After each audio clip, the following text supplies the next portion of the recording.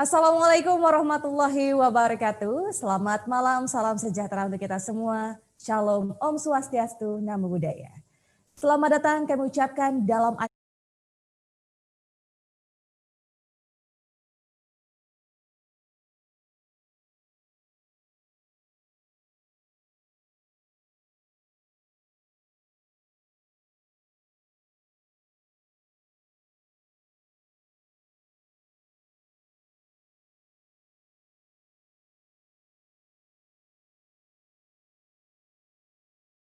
2020. Kita berikan tepuk tangan yang paling meriah untuk kita semua hadirin yang berbahagia. Hadirin kami menghormati suatu kebanggaan untuk kami, saya Nurbulan Puspanegara. Dan kami ucapkan selamat datang dan selamat bergabung kepada yang terhormat Menteri Dalam Negeri Republik Indonesia yang dalam hal ini diwakili oleh Kementerian Dalam Negeri Bapak Dr. Andes Asmal Malik PMSI. Yang kami hormati Gubernur Sumatera Selatan Bapak Haji Herman Deru, yang kami hormati Gubernur Kepulauan Riau Bapak Isdianto, yang kami hormati Gubernur Sumatera Utara diwakili oleh Kepala Badan Kesbangpol Provinsi Sumatera Utara Bapak Antoni Siahaan, yang kami hormati Gubernur Bangka Belitung, yang ini diwakili oleh Kepala Badan Kesbangpol Bapak Karmin. Kami ucapkan juga selamat datang kepada Ketua KPU RI Bapak Arief Budiman, kemudian yang kami hormati Ketua Bawaslu RI Bapak Abang, kemudian yang kami hormati yang terhormat Direktur Eksekutif Perludem Ibu Binti Anggraini, kemudian yang kami hormati CEO Tribun Network Bapak Sentianto, kemudian News Director Tribun Network Bapak Femi Mahendra Putra, dan yang kami hormati seluruh ketua dan komisioner KPU Sumatera, kemudian yang kami hormati seluruh ketua dan anggota Bawaslu Sumatera, dan juga semua yang sudah hadir pada malam hari ini. Selamat datang pada malam hari. Hadirin yang berbahagia, Komisi Pemilihan Umum Republik Indonesia optimis bahwa Pilkada serentak pada tahun ini akan bisa dilaksanakan pada akhir tahun 2020. Meskipun dilaksanakan di tengah-tengah pandemi, namun tidak akan mengurangi keyakinan dan semangat kita semua untuk menyambut pesta demokrasi ini. Tentunya hal ini sejalan dengan tema yang diusung dalam program kali ini, yaitu Pilkada Hebat di tengah pandemi COVID-19. Harapannya semakin memupuk komitmen dari lembaga penyelenggara pilkada dan unsur lainnya demi melahirkan pemimpin-pemimpin terbaik bagi masyarakat. Hadirin yang berbahagia, tentunya untuk mengawali acara pada malam hari ini, langsung saja kami mohonkan untuk dapat mengikuti menyanyikan lagu kebangsaan Indonesia Raya. Hadirin kami silakan untuk berdiri.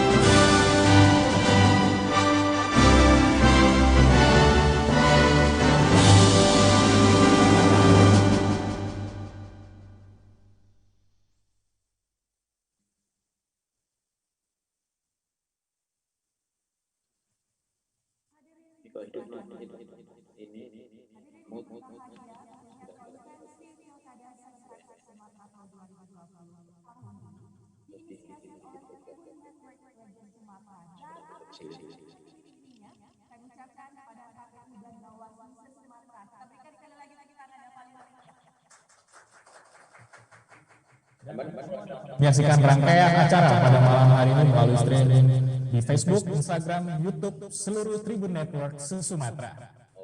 Dan sebelum kita memulai rangkaian acara pada malam hari ini, kita awali dengan doa. Dan doa pada malam hari ini akan dipimpin langsung oleh Bapak Haji. Terima kasih Bapak Ibu yang kami hormati, marilah kita sama-sama berdoa. Bagi Muslim, doa akan kami pandu, dan bagi saudara-saudara yang lain mohon untuk menyesuaikan. Bismillahirrahmanirrahim. Alhamdulillahirabbil alamin. Allahumma salli ala Muhammad wa ala ali Muhammad. Allahumma hdina fi man hadait wa afina fi man afait wa tawallana fi man tawallait wa barik lana fima a'tait wa qina sharra ma qadait. Allahumma fa'amal wala wal bala wal waba wal fahsa wal munkar was siyada muhtalika wa sada'id al mihana ma zuhara minha wa ma batan min baladina hadha khasa wa min bal muslimina ama wa khususan hadha baldatun Indonesia ya arhamar rahimin. Allahumma inna na'udzubika min al baras wal junun والجزام ومن سيء الأسقام ونعوذ بك من كورونا يا أرحم الراحمين. بسم الله الذي لا يضر مع اسمه شيء في الأرض ولا في السماء وهو السميع العليم. ربنا وتقبل دعانا ونياتنا ومقصودنا إنك أنت السميع العليم وتب علينا يا الله إنك أنت التواب الرحيم. ربنا آتنا في الدنيا حسنة وفي الآخرة حسنة وقنا عذاب النار والحمد لله رب العالمين. Terima kasih kami ucapkan kepada Bapak Haji Husin yang telah memimpin pembacaan doa pada malam hari ini. Dan kita akan lanjutkan acara pada malam hari ini, dan pertama-tama kita akan dengarkan kata sambutan dari CEO Tribun Network, Bapak Sendrianto selaku tuan rumah. Mari bersama kita saksikan. Terima kasih, selamat malam. Assalamualaikum warahmatullahi wabarakatuh. Salam sejahtera bagi Pak Gubernur udah ya, fix ya. yang kami hormati Menteri Dalam Negeri Republik Indonesia Bapak Tito Karnavian. Selamat malam Pak. Yang kami hormati juga Gubernur Sumatera Selatan Bapak Herman Drew. Selamat malam. Terima kasih Pak atas supportnya selama ini untuk Tribun Sumsel dan Sriwijaya Pos. Ketua KPU Republik Indonesia Bapak Arief Budiman, Ketua Bawaslu Republik Indonesia Bapak Aban, Gubernur Kepulauan Riau Bapak Istianto, Bupati Wali Kota se-Sumatera, Direktur Perludem Ibu Titi Anggraini, Direktur Pemberitaan Tribun Network Mas Febi Mahendra Putra, Ketua-Tua KPU Provinsi dan Ketua Bawaslu se-Sumatera, Ketua-Ketua KPU Kabupaten, Kota dan Ketua Bawaslu se-Sumatera, Des Pilkada, Pemerintah Kota Kabupaten se-Sumatera, dan jajaran dinas terkait pemerintah Kota Kabupaten se-Sumatera. Begitu juga para sponsor yakni Pemprov Sumsel, KPUD Sumsel, Bawaslu Oku, Royal Dissident. Selamat malam. Pemilihan kepala daerah secara serentak pada tanggal 9 Desember 2020 mendatang kondisinya sangat istimewa karena terselenggara masih pada situasi pandemi COVID-19. Untuk wilayah Sumatera, sedikitnya akan ada 70 pilkada tingkat provinsi, kabupaten, dan wali kota, sementara secara nasional ada 270 pilkada. Bagaimana peran media massa dalam hal ini? Tentu saja media massa kami dalam jajaran Tribun Network punya andil besar secara moral terhadap penyelenggaraan yang sukses.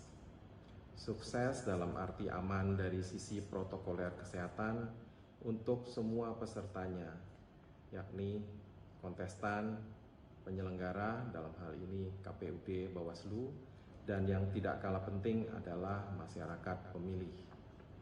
Untuk itu kami merasa perlu dan memilih panggung konvensi pilkada secara virtual ini demi kesuksesan semua. Dengan demikian, semua pihak mendapatkan panggung untuk berdiskusi dan bersosialisasi. Kami sangat berterima kasih atas kesediaan Mendagri Bapak Tito Karnavian untuk hadir secara virtual pada malam hari ini. Sebuah kehormatan besar bagi kami untuk mendapatkan insight langsung dari Bapak. Kami juga berterima kasih atas kesediaan Ketua KPU RI Bapak Arief Budiman yang selalu tanggap dan merespon cepat kegiatan-kegiatan Tribun Network.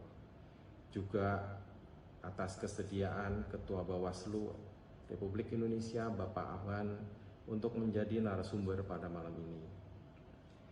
Apresiasi setinggi-tingginya kami berikan juga kepada Gubernur Sumatera Selatan yang senantiasa mendukung penuh setiap kegiatan offline dan online digital Sriwijaya Post dan Tribun Sumsel. Kami juga sangat mengapresiasi kehadiran 10 gubernur se-Sumatera, seluruh KPUD wilayah Sumatera, Ketua Bawaslu, kontestan, yang tidak kalah penting adalah para sponsor acara yang luar biasa ini. Semoga dengan kerjasama kita semua, maka Pilkada serentak pada 9 Desember 2020 akan menjadi pilkada hebat. Mengapa?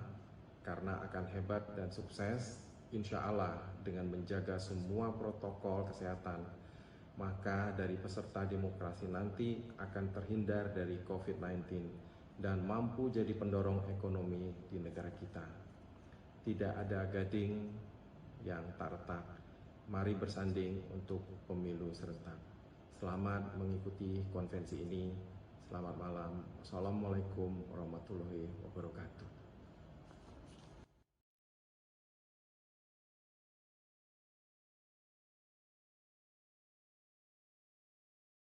Prianto yang sudah memberikan sambutan pada malam hari ini. Baik, hadirin yang berbahagia. Selanjutnya kita akan mendengarkan sambutan dan juga arahan Gubernur Sumatera Selatan selaku tuan rumah penyelenggaraan Konvensi Pilkada Serentak se-Sumatera. Untuk itu kami persilakan kepada yang terhormat Bapak Haji Herman Deru. Assalamualaikum warahmatullahi wabarakatuh. Selamat malam, salam sejahtera bagi kita semua. Salam, Om Swastiastu, Namo Buddhaya, salam kebajikan. Permohon maaf, sebentar lagi Bapak Gubernur akan bergabung karena beliau dalam perjalanan.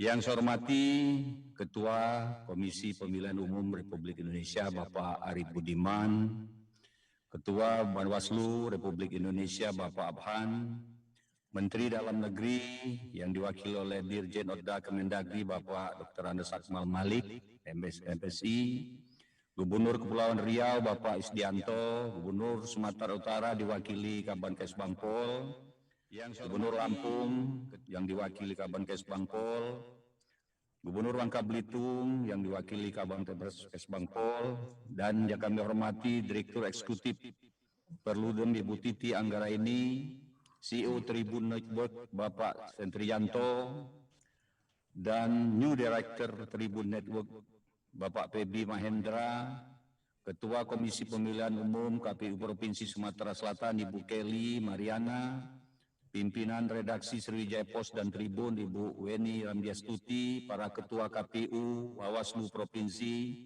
Kabupaten Kota se-Sumatera yang bersempat hadir secara virtual. Pertama, marilah kita selalu mempersembahkan puji syukur kepada Tuhan Yang Maha Esa.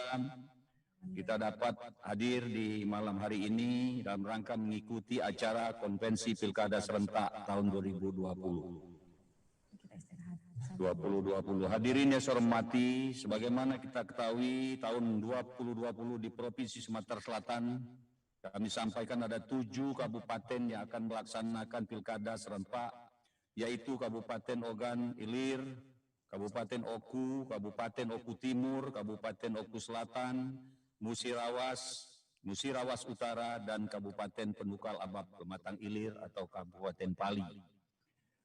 Pilkada serentak di 7 kabupaten, Provinsi Sumatera Selatan, dan juga di provinsi-provinsi lain tentunya ada perubahan jadwal akibat dari pandemi COVID-19 yang tadi akan dilaksanakan 23 September menjadi 9 Desember 2020. Diundurnya pelaksanaan pilkada oleh pemerintah sebagai langkah sekaligus dukungan untuk tetap optimis menyelenggarakan pesta demokrasi setiap 5 tahun sekali di tengah wabah COVID-19 ini. Hadirin yang berbahagia, kesempatan ini terdapat hal beberapa yang perlu saya sampaikan terkait acara konvensi ini. Pertama, kita semua berharap semua pihak dapat mengikuti proses dan tahapan pilkada sesuai dengan jadwal yang telah ditentukan dan peraturan yang berlaku, sehingga proses tahapan dapat berlangsung dengan tertib, aman, lancar, dengan memperhatikan protokol kesehatan di masa pandemi COVID-19 ini. Kedua, kepada para kandidat pasangan calon, saya minta agar dapat mengikuti tahapan dan proses secara demokratis dengan tetap mengutamakan persatuan dan kesatuan bangsa, serta menjaga kerukunan, kedamaian, dan rasa kekeluargaan yang selama ini sudah terjalin, sehingga hasil dari konvensi Pilkada 2020 diharapkan mampu memunculkan pemimpin yang berkualitas dan mampu bekerja keras untuk rakyat. Ketiga, pemerintah dan pemerintah daerah beserta jajaran dapat memberikan bantuan dan memfasilitasi untuk kelancaran pilkada sesuai dengan kewenangan yang dimiliki, yang dapat menjaga stabilitas politik yang kondusif. Hadirin yang saya hormati, demikianlah sambutan yang dapat sampaikan pada kesempatan yang berbahagia ini. Saya berharap kepada seluruh instansi penyelenggara dan masyarakat dapat bersinergi menyukseskan Pilkada serentak 2020 di masa pandemi COVID. Semoga dengan berlangsungnya pesta demokrasi dapat meningkatkan sinergitas antar pemerintah, penyelenggara pemilu, dan hasil pilkada serentak itu sendiri. Sekian, terima kasih. Wabillahi taufiq wal hidayah. Wassalamualaikum warahmatullahi wabarakatuh. Gubernur Sumatera Selatan Haji Herman Deru. Terima kasih.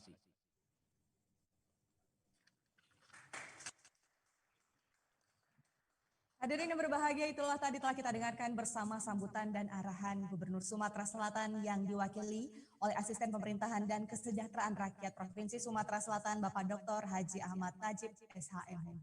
Hadirin berbahagia, kini tibalah saatnya kita di acara yang sudah sangat kita nanti-nantikan bersama untuk dapat mendengarkan paparan dan juga persiapan dari masing-masing provinsi dan juga penjelasan dari KPU, Bawaslu, dan juga instansi terkait untuk penyelenggaraan Pilkada Serentak se-Sumatera tahun 2020 ini dalam Konvensi Pilkada Serentak se-Sumatera tahun 2020. Dan konvensi pada malam hari ini akan dipandu langsung oleh sosok yang tentunya sudah tidak asing lagi.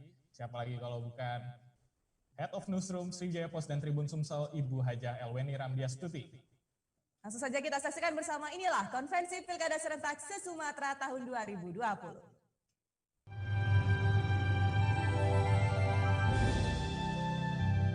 Seperti rezeki yang dijemput tiap pagi,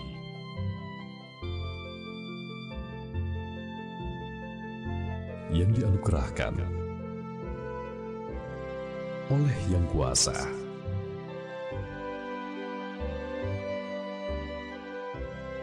Harus selalu disyukuri.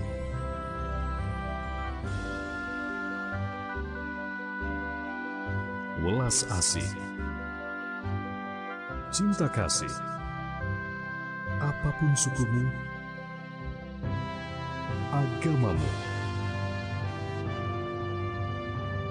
warna kulitmu, kita semua bersaudara. Provinsi Sumatera Selatan adalah rumah bagi keberagaman.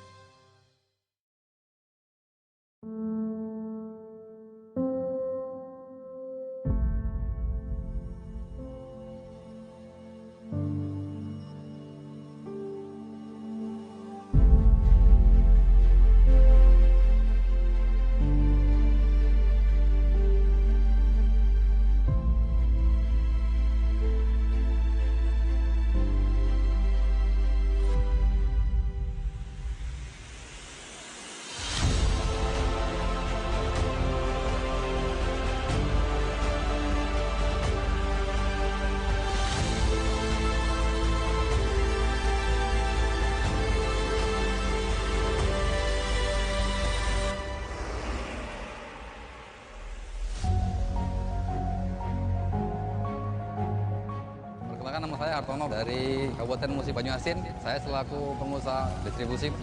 Biasanya muatan saya padi, sawit. Kalau dulu belum pakai tol lama. Kalau dulu ya takut preman kan, terus kan jauh. Bedanya 10 jam. Jadi ketemunya 2 hari selisihnya. Jadi kami jarang keluar ngirimnya kan, masih seputaran Palembang.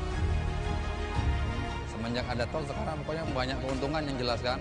Jadi mobil kan biasanya pakai ngangkut sawit sama karet. Sekarang bisa ngangkut padi. Petani juga terangkat kan. Dulu kan dia bingung jual petani kan, susah jual kemana-kemana kan. Semenjak ada tol sekarang pokoknya petani juga mungkin merasa senang lah.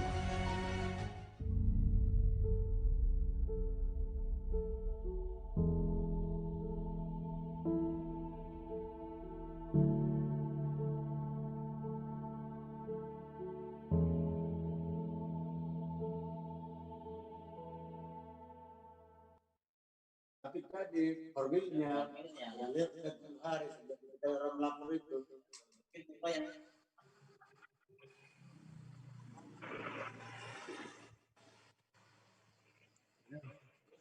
Warahmatullahi wabarakatuh. Selamat malam, salam sejahtera kita semua. Alhamdulillah sampai juga kita pada acara yang megah ini, Konvensi Pilkada Serentak 2020. Dan kali ini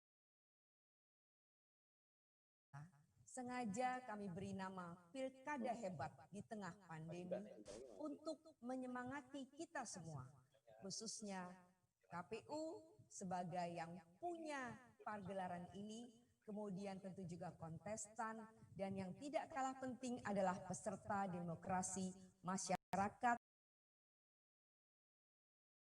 Kita sudah tersambung dengan para narasumber, sudah hadir, sudah terkonfirmasi. Ketua KPU RI, Bapak Arief Budiman. Mas Arief, apakah kami bisa mendengar suara Mas Arief yang merdu itu? Bisa. Assalamualaikum. Waalaikumsalam Mas Arief. Sudah tidak terjebak macet? Alhamdulillah. Mas jangan bosan ya dengan kami ya. Karena ini boleh dibilang panggungnya Mas Arief juga tentunya sebagai Ketua KPU RI. Terima kasih Mas Arief. Kemudian kita juga sudah terhubung dengan Dirjen Otonomi Daerah Bapak Akmal Malik yang beliau mewakili Pak Mendagri. Pak Akmal Malik. Halo, selamat malam. Assalamualaikum warahmatullahi wabarakatuh. Videonya di lock itu kayaknya. Ya, waalaikumsalam Bapak. Terima kasih Pak sudah bergabung bersama kami di sini. Pemberitahuannya agak mendadak Pak ya. Ya, baik, nggak apa-apa Pak. Terima kasih sudah berkenan untuk hadir. Juga sudah terhubung di sini Ketua Bawaslu RI Bapak Aban. Pak Aban. Assalamualaikum. Waalaikumsalam Pak. Iya baik. Kemudian ada Direktur Eksekutif Perludem, Jemelahat, Adinda Titi Anggraini, yang tadi juga terjebak macet. Assalamualaikum Yu, apa kabar? Apa kabar? Baik. Ada tempoyak di situ. Oh lemak nian. Bekasam Yu. Bekasam ya, iya oke. Kemudian tentu adalah ini jagoan kami nih, ya kan jagoan kami. Mas Febi Mahendra Putra.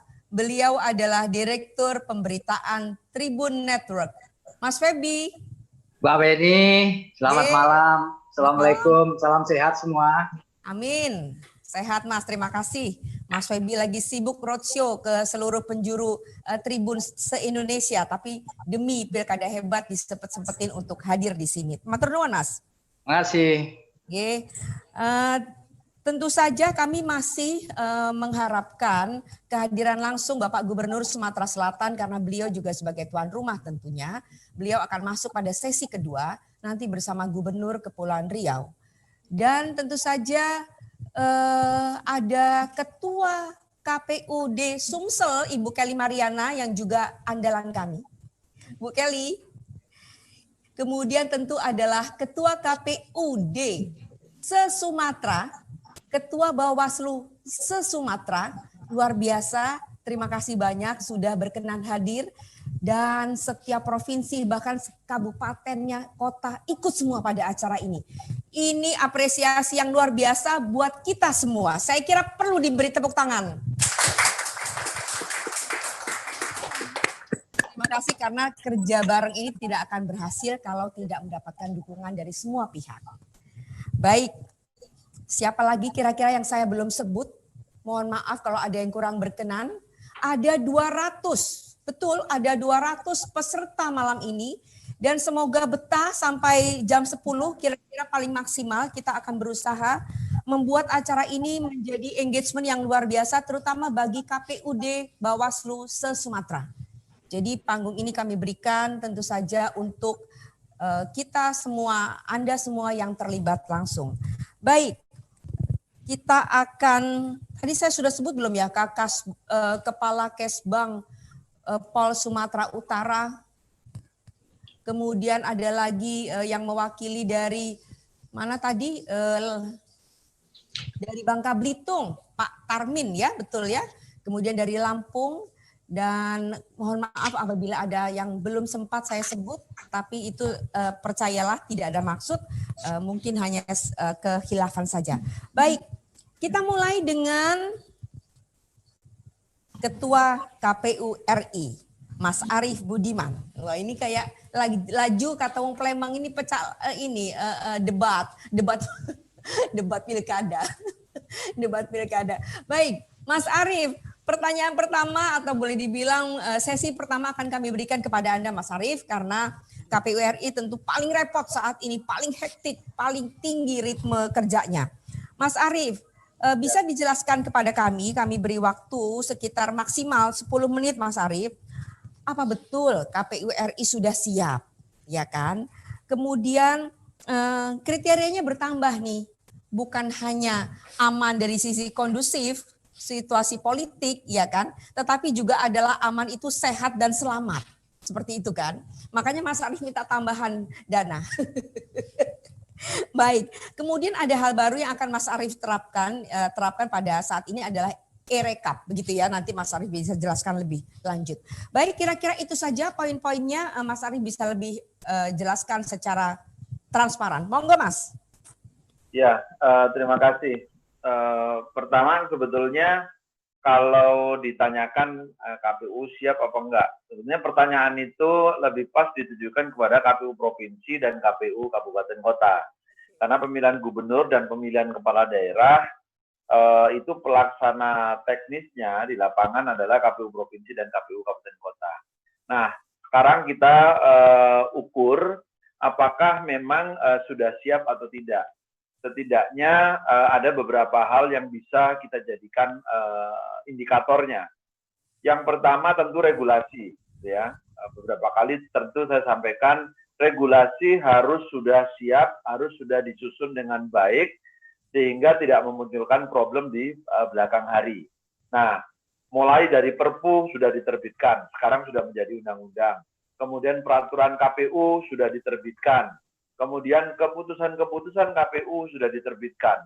Nah, itu kita kirimkan kepada KPU Provinsi dan KPU Kabupaten Kota, dan mereka sudah menindaklanjuti dengan membuat keputusan untuk masing-masing provinsi dan kabupaten kota. Itu pertama regulasinya. Yang kedua adalah SDM-nya. Apakah SDM-nya sudah siap? Sampai dengan tahapan hari ini, tahapan coklit atau pemutakhiran data pemilih, KPU sudah punya struktur sampai tingkat PPDB. Jadi yang pertama KPU provinsinya, saya pastikan 34 provinsi, walaupun yang ada pilkadanya itu 32. Memang pemilihan gubernur hanya ada di 9 provinsi. Tetapi provinsi yang lain juga harus melakukan monitoring, supervisi, melakukan BIMTEK kepada KPU Kabupaten Kota yang menyelenggarakan pemilihan Bupati Wali Kota di provinsinya.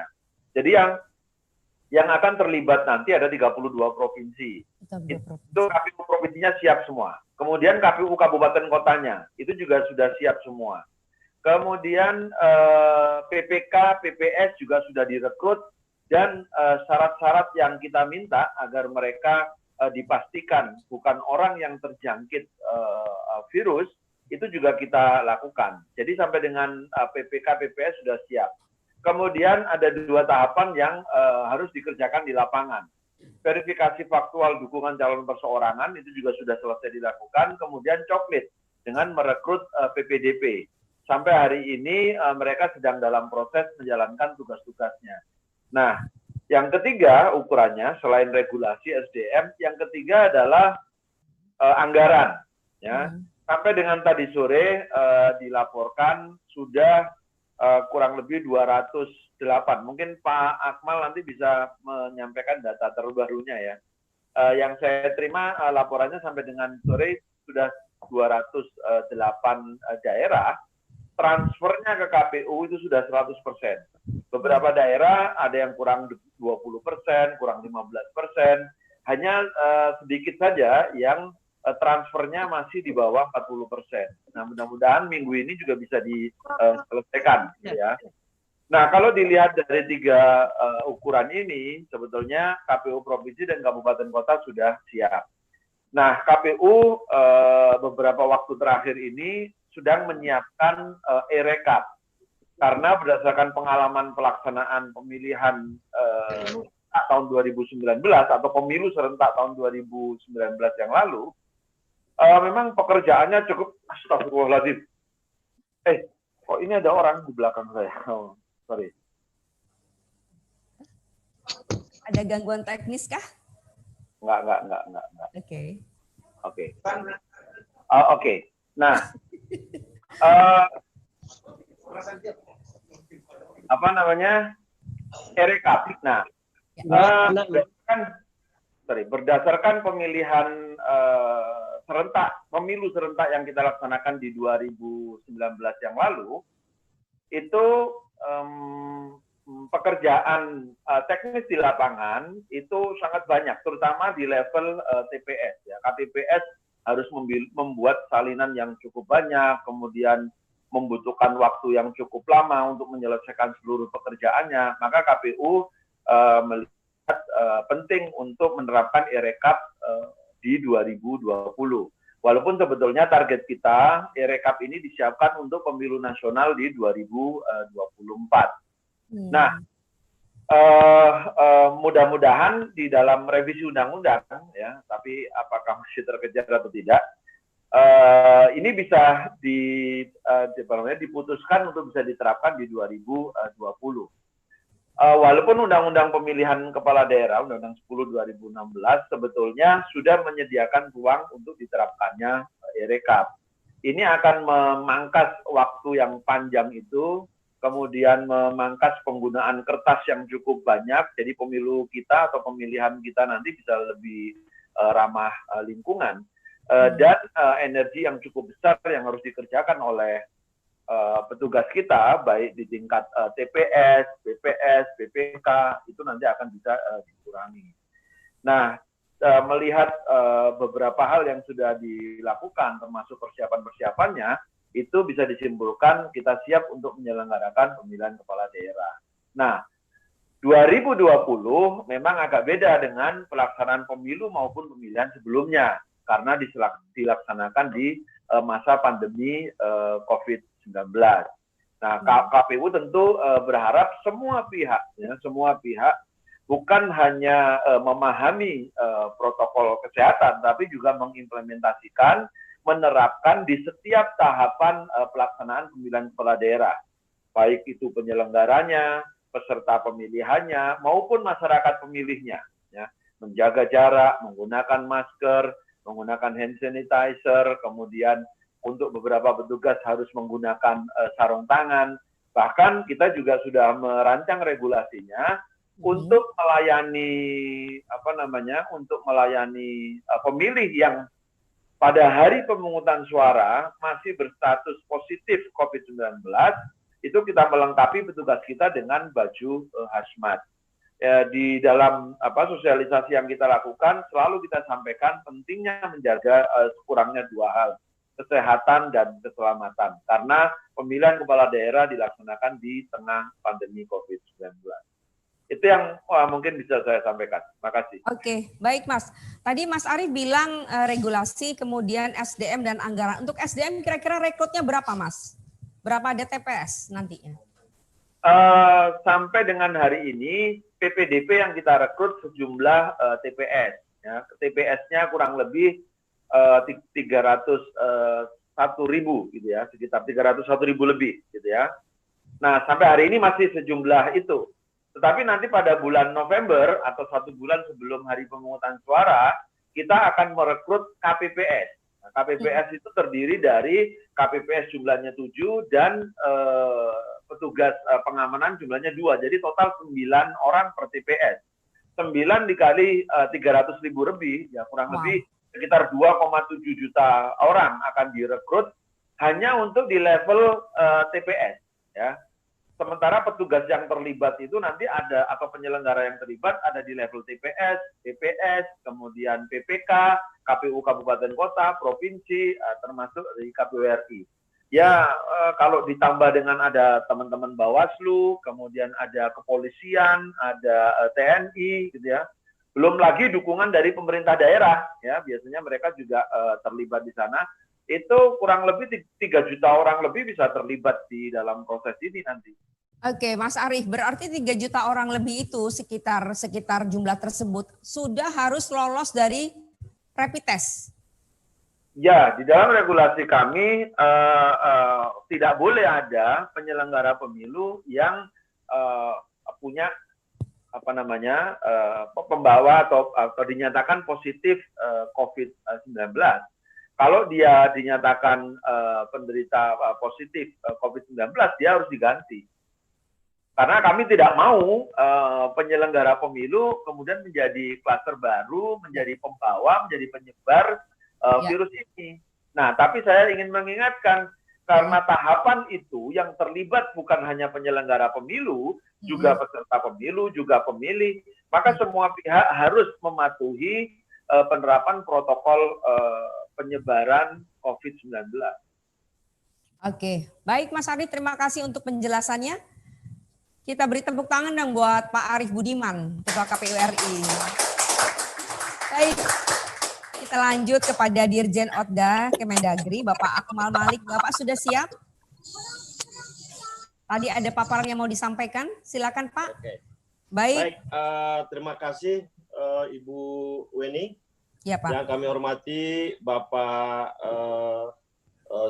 Setrianto dan tentunya Pak Gubernur Sumatera Selatan, seluruh gubernur yang hadir sebagai peserta, sebagai narasumber, Bupati, Wali Kota, pimpinan Ketua KPU Provinsi dan Kabupaten Kota se-Sumatera, Ketua Bawaslu Kabupaten Provinsi dan Kabupaten Kota se-Sumatera, hadirin yang berbahagia. Pertama-tama izinkan kami menyampaikan permohonan maaf Bapak Mendagri karena mendadak beliau memang ditugaskan oleh Bapak Presiden. Hari ini ada acara wisuda Purna Praja IPDN di Jatinangor, sehingga beliau menugaskan kepada kami untuk bisa hadir dalam kegiatan webinar ini. Beliau ingin memberikan pesan, memberikan penghargaan dan apresiasi yang tinggi kepada segenap jajaran Tribun Sumatera Selatan yang telah menginisiasi. Beliau mengatakan apa dilakukan oleh Tribun sangat-sangat membantu pemerintah untuk meyakinkan kepada masyarakat bahwasanya pilkada kita harus dilaksanakan secara demokratis, tetapi aman dari COVID-19. Kami tidak mau lagi mengulang kenapa pilkada harus kita lakukan. Kami ingin menyampaikan bahwasanya posisi pemerintah dalam hal ini adalah memberikan dukungan terhadap penyelenggara KPU dan Bawaslu agar KPU dan Bawaslu bisa menyelenggarakan pilkada 2020 dalam kondisi pandemi COVID-19 secara aman. Ya. Setidaknya kami mengatakan ada 8 jenis dukungan yang kita akan berikan. Pertama, data kependudukan, anggaran, partisipasi, kemudian menyiapkan regulasi, membangun netralitas ASN, menyiapkan kondisi yang aman dan tertib, serta memberikan dukungan teknis nanti ketika sesuai dengan tahapan-tahapan yang sudah disusun oleh KPU dan Bawaslu, serta nanti juga kami akan menyiapkan pejabat sementara atau PLT apabila memang terjadi kekosongan penyelenggaraan pemerintahan akibat incumbent mengikuti kontestasi secara bersamaan. Terkait dengan data kependudukan, inilah yang kami katakan kami akan memberikan dukungan terhadap penyelenggara agar hak-hak masyarakat bisa terpenuhi secara baik. Kami mengatakan dukungan terhadap data kependudukan yang kemudian ditindaklanjuti oleh teman-teman KPU dengan melakukan coklit ya untuk DP4 yang sudah diserahkan oleh Dirjen Dukcapil sebanyak 105 juta lebih ya seperti yang kita lihat di slide, 53 juta laki-laki dan 52 juta perempuan. Nah, tentunya sesuai dengan ketentuan perundangan, teman-teman KPU melakukan verifikasi di lapangan melalui coklit. Nah, ini adalah titik yang cukup rawan yang dianggap oleh Pak Menteri harus diberikan peringatan kepada teman-teman penyelenggara untuk lebih hati-hati bahwasanya ini adalah titik di mana nanti akan ada pertemuan antara petugas dengan masyarakat. Sangat penting sekali dalam tahapan ini teman-teman penyelenggara untuk melakukan komunikasi dengan yang intens dengan segenap gugus tugas dan juga kesehatan agar kita bisa mendeteksi secara jelas masyarakat yang mana, orang yang mana yang teridentifikasi terdampak COVID-19, mana yang tidak. Ini penting komunikasi dan koordinasi di antara penyelenggara dengan gugus tugas COVID-19. Kemudian juga kita akan memantau dan memberikan dukungan terkait dengan bagaimana pembiayaan. Tadi Mas Arief menyampaikan kepada sudah ada kurang lebih terhadap 3 penyelenggara ini, baik KPU, Bawaslu, dan pengamanan.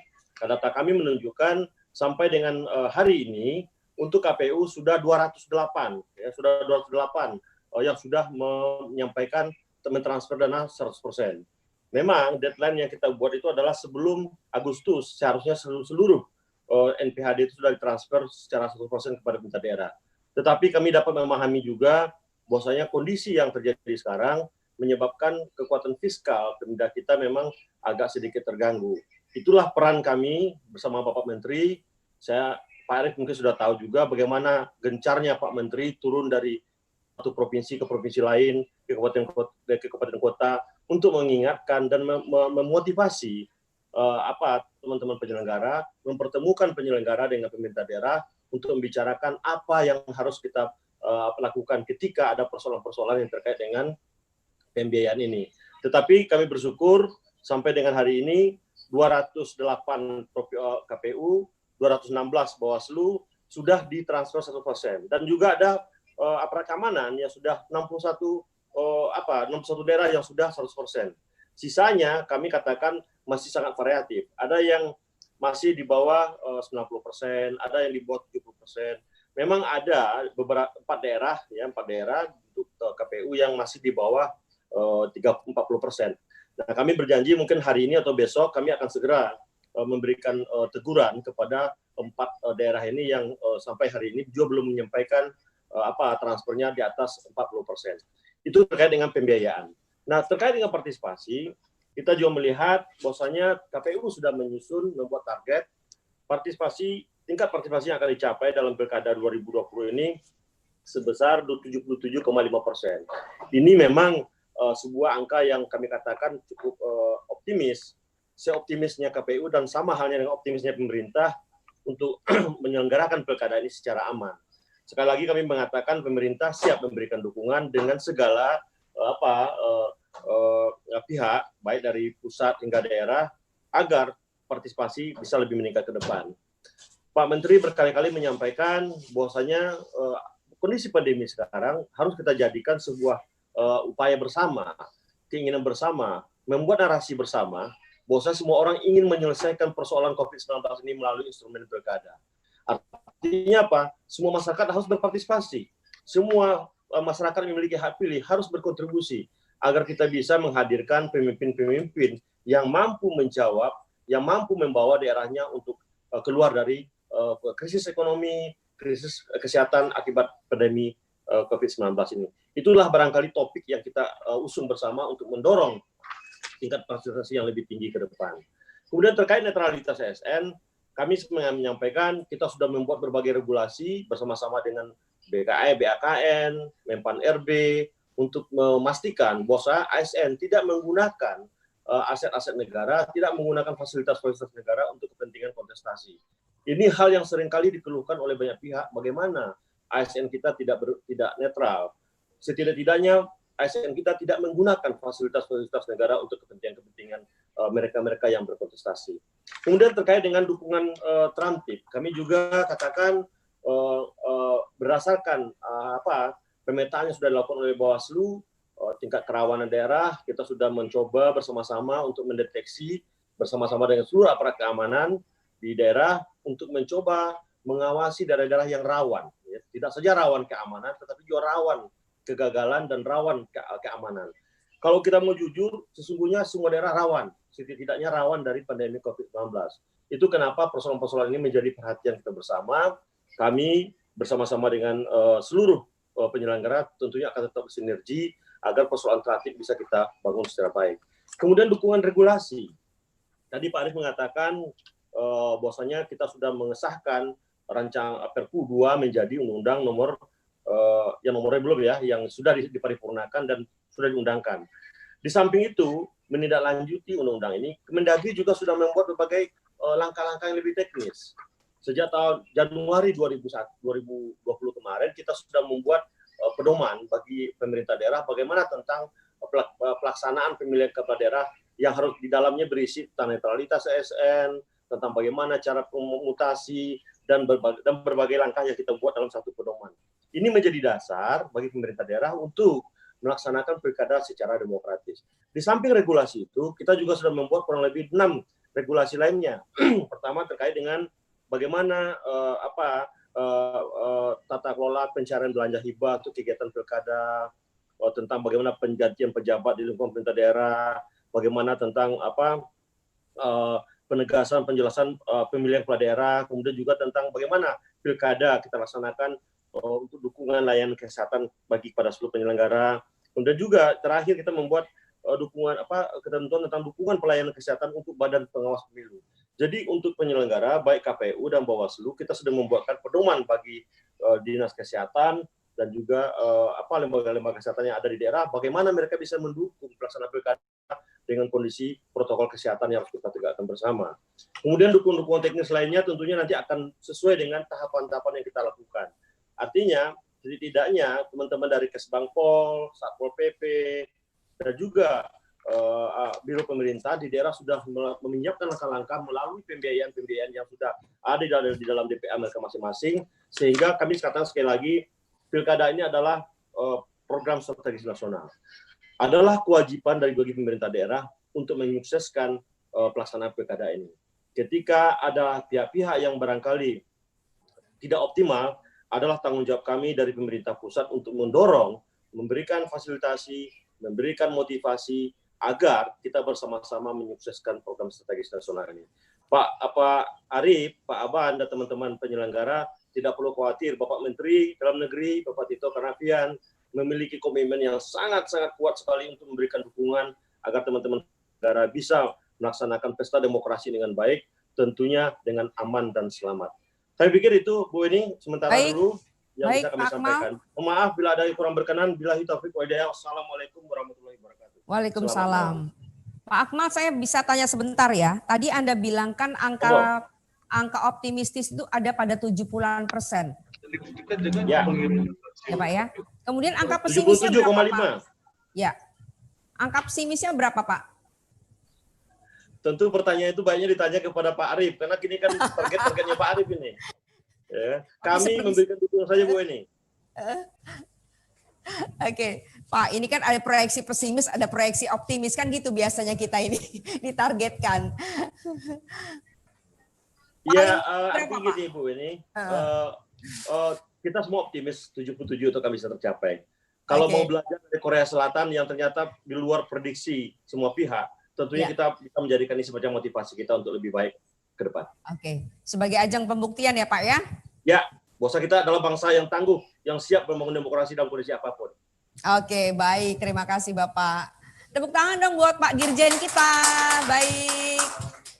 Apakah Pak Gubernur Sumatera Selatan sudah terhubung, sudah bergabung bersama kita? Pak Gubernur, Pak Herman Deru. Alhamdulillah. Yang punya gawe Pak, Bapak itu. Yo. Oke, baik. Pak Gub, nanti ada sesi berikutnya Pak ya. Ya, Oke. silakan. Ya, baik Pak, terima kasih. Kita lanjut dulu ke Ketua Bawaslu RI, Bapak Aban. Karena tadi sudah dikasih clue-clue boleh dibilang oleh Dirjen, bagaimana ada daerah-daerah yang rawan, kemudian bagaimana netralitas ASN yang selalu menjadi polemik dan juga selalu berulang terus setiap saat, setiap kali ada pemilihan. Baik, Pak Aban. Saya mencatat sedikitnya ada 224 petahana yang akan bertarung pada pilkada serentak ini. Bagaimana mereka semua tidak menjadikan ajang ini menjadi potensi abuse of power seperti seringkali Anda katakan. Silakan Pak. Terima kasih Bu Weni. Assalamualaikum warahmatullahi wabarakatuh. Selamat malam, salam sejahtera untuk kita semua yang hormat para narasumber dan peserta partisipan ini dari penyelenggara Bawaslu maupun KPU dan seluruh gubernur Sumatera dan partisipan lainnya. Terkait bahwa potensi pelanggaran abuse of power memang kalau dilihat dari potensi calon petahana, betul ada hitungan kami ada 224 sekitar itu ya. Maka satu tantangan adalah ketika pelaksanaan pilkada di tengah pandemi ini adalah potensi abuse of power dalam bentuk misalnya bantuan sosial COVID ya, yang disalahgunakan untuk kepentingan politik praktis pilkada. Tentu kita semua bisa memahami ya, bahwa masyarakat di tengah pandemi COVID ini membutuhkan bantuan. Tetapi harapan kami bahwa bantuan ini murni adalah bantuan memang untuk kemanusiaan, bukan untuk kegiatan politik praktis pilkada, khususnya bagi petahana. Ya. Tentu ada beberapa hal yang kami lakukan. Pertama dengan upaya-upaya pencegahan agar tidak terjadi potensi pelanggaran abuse of power di dalam pelaksanaan pilkada tahun 2020 ini. Sebetulnya di undang-undang juga sudah mengatur secara jelas ya apa larangan dan sanksi bagi petahana ketika ada abuse of power. Bahkan nanti setelah penetapan pasangan calon, kalau petahana ini melanggar ketentuan sebagaimana dimaksud pasal 71 ayat 3 khususnya, sanksinya tegas ya. Bisa sanksi pidana dan bisa juga sanksi administrasi yaitu diskualifikasi pasangan calon petahana itu. Saya kira inilah yang harus menjadi perhatian bagi pasangan calon petahana agar tidak sekali-kali menyalahgunakan abuse of power, menyalahgunakan kewenangan kekuasaannya untuk kepentingan politik praktis pilkada tahun 2020. Itu kira-kira Bu Weni terkait dengan pertanyaan Ibu Weni yang pertama tadi. Oke, baik Bapak. Terima kasih. Pak, kalau dari wilayah Sumatera sudah ada laporan pengaduan belum Pak? Yang memanfaatkan abuse of power tadi. Ya. Kayaknya Jadi, ada Pak praktek-prakteknya. Kalau dari temuan kami misalnya di dugaan abuse of power ini termasuk ada ya, sudah ada. Misalnya di Provinsi Bengkulu ada total temuan laporan ada 2. Kemudian di Riau itu juga ada, di Lampung juga ada. Dan kalau sesuai dengan indeks kerawanan pilkada, Sumatera ini termasuk indeks kerawanan yang tinggi adalah di Sumatera Barat. Ya, ini dari konteks banyak aspek ya, aspek soal aspek sosial, kemudian aspek dari pandemi itu sendiri juga termasuk kategori rawan tinggi. Nah, Ini tentunya bagi daerah yang kami petakan menjadi daerah yang rawan tinggi, harus dimaknai ini sebagai early warning. Ya. Early warning. Bagi seluruh stakeholder yang ada. Tentu bagi Bawaslu untuk mengatur strategi pencegahannya seperti apa, agar potensi-potensi yang kami identifikasi sebagai daerah rawan ini tidak terjadi yang sesuai yang kita prediksikan. Oke, baik. Alhamdulillah Sumatera Selatan belum ada atau belum ada pengaduan. Mudah-mudahan memang belum ada. Baik Pak Aban, terima kasih, tepuk tangan buat Pak Aban. Oke, kita jeda dulu. Kita akan lanjut lagi nanti tentu pada perbincangan skalanya mulai naik. Karena akan ada tentu Titi Anggraini, kemudian akan ada Mas Febi, dan yang kita tunggu tentu Gubernur kebanggaan kita Bapak Herman Deru, dan juga Gubernur Kepulauan Riau yang kemarin baru dilantik oleh Presiden Joko Widodo. Kita jeda dulu sebentar.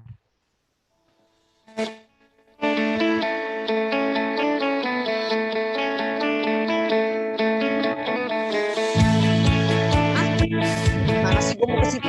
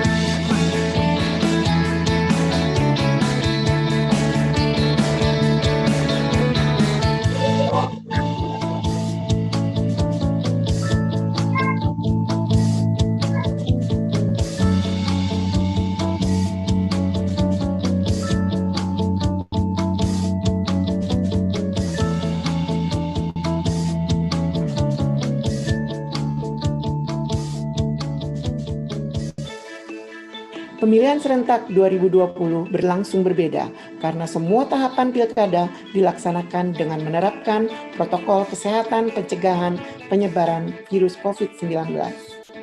Untuk semua penyelenggara pemilu, mari kita bekerja melaksanakan tahapan pilkada serentak 2020 dengan penuh integritas, profesional, dan mandiri dengan mengutamakan kesehatan dan keselamatan kita bersama. Masyarakat pemilih, mari kita datang ke TPS hari Rabu 9 Desember 2020. Pilihan Anda menentukan kemajuan daerah Anda 5 tahun ke depan. Sehatku untukmu, sehatmu untukku, sehat untuk kita semua.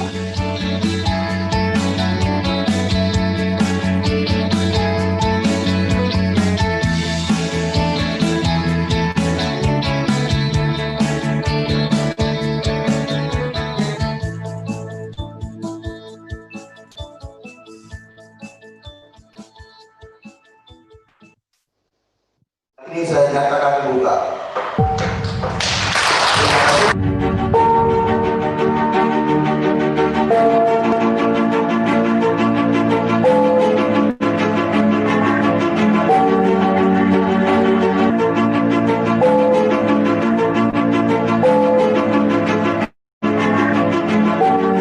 Badan Pengawas Pemilihan Umum Kabupaten Ogan Komering Ulu siap mengawal dan mengawasi Pilkada tahun 2020 yang bersih, jujur, dan adil.